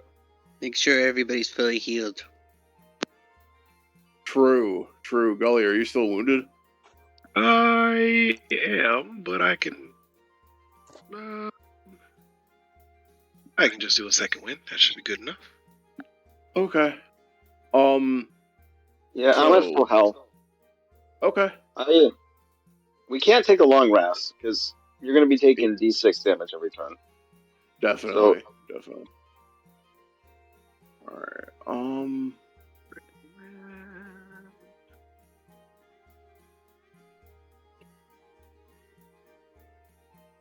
So, okay. I could get Deacon a Phantom Steed to ride. Ooh, that would be cool, but I want to ride on Gully for now. That's fine. I give him. I have mounted combatant, and we've kind of adjusted his armor in one of the previous sessions. That's sorry, awesome.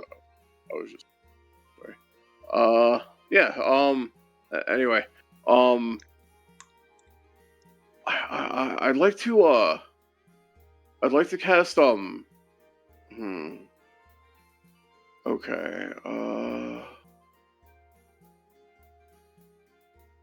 Okay. Do I have a minute to cast a spell on myself? Like, to maybe prepare? Like, I have a couple spells I wanted to cast, if that's okay. It's just not working. Like, I know it'll take, like, time and stuff, so... And I know I will be taking damage. But, like, I don't know how much... If we have any time to prepare. Well, are you talking about, like, I mean, if we're doing things that are going to take minutes, we're going to have to compensate for layer actions. No, I see. Okay, that makes sense. I didn't think about that. Alright, let's see. That is an the combat today, I assume, right? Yeah. Probably not. I'm looking at the clock. Mm-hmm. Yeah.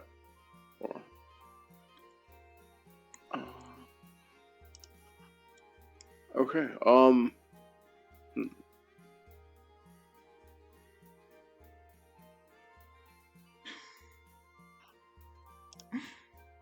Okay,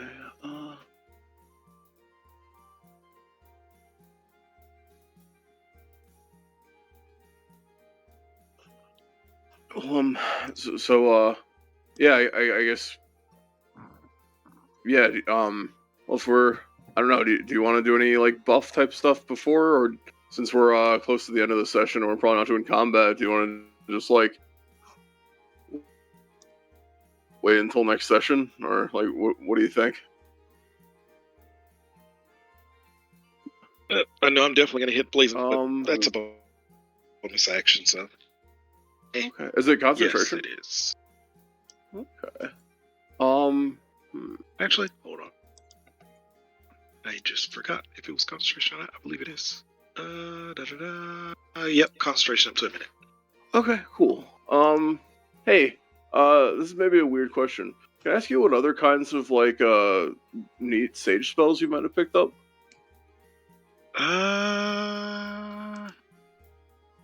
I was thinking maybe, if you wouldn't mind, depending on what they were, I might ask you to put one in my Ring of Spell Storing. I have a lot, so... That's okay. What are you interested in? I was thinking maybe like combat buffs. Let's see. Yeah. Buffs. Let's look at some of the buffs that I have here. Like, ooh, didn't actually mean to cast that, but It counts. No. okay, how about this? Anything that's not concentration would be super cool. yeah. Can you do counterspell? Something like that? Oh, that would be a good one. That would be a really good one. I do not have counterspell. These stage spells are more so cleric spell list stuff, if that helps. Okay.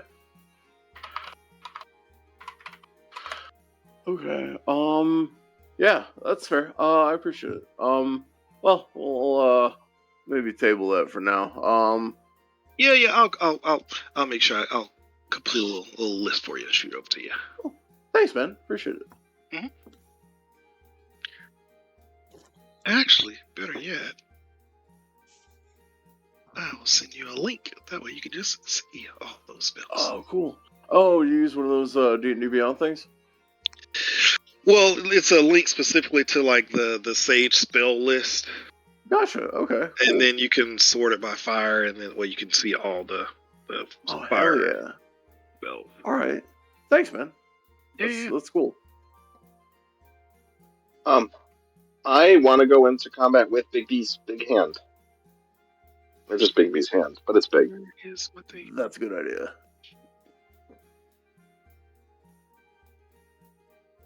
So it sounds like we are getting ready to head towards Kiwako.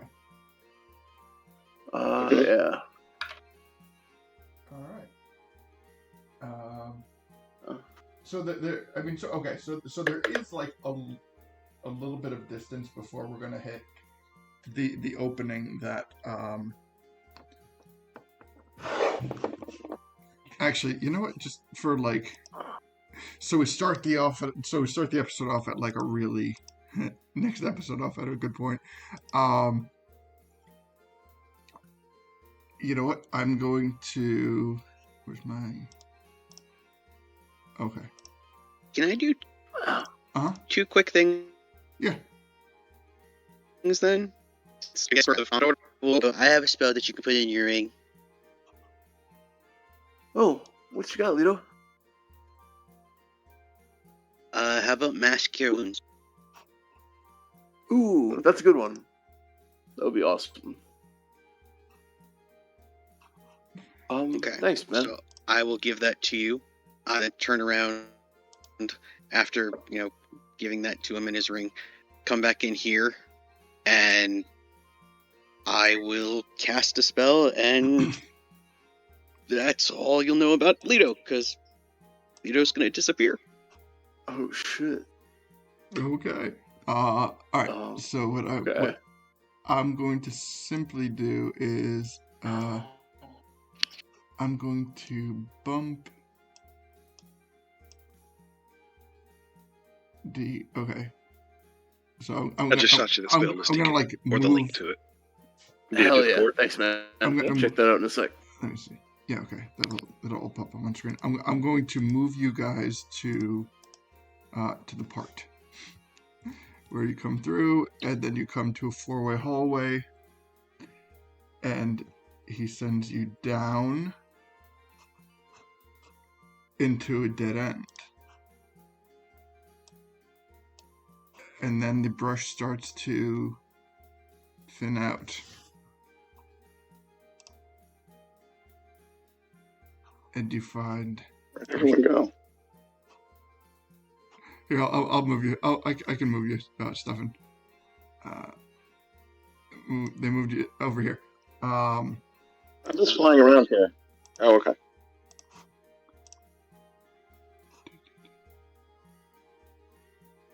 Okay. Heard, Lito.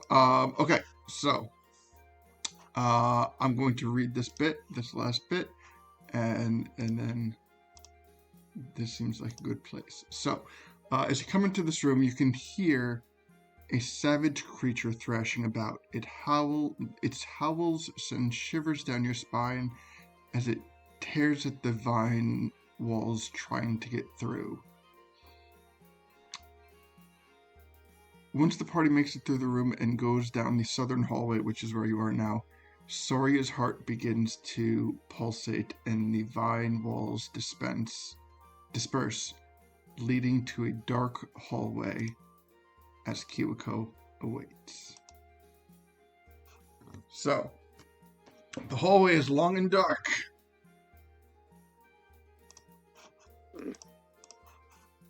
And we're not sure. That's a good sign.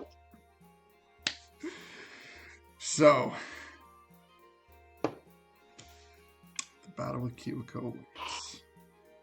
We have found Rikko. We have gotten to the part of the story where he has had the opportunity to say his piece and tell his bit.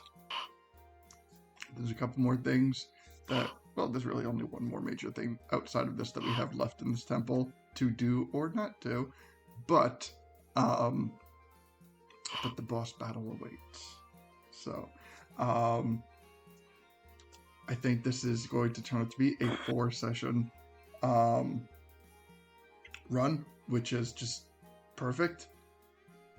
We will get this loaded up onto YouTube as quickly as we possibly can.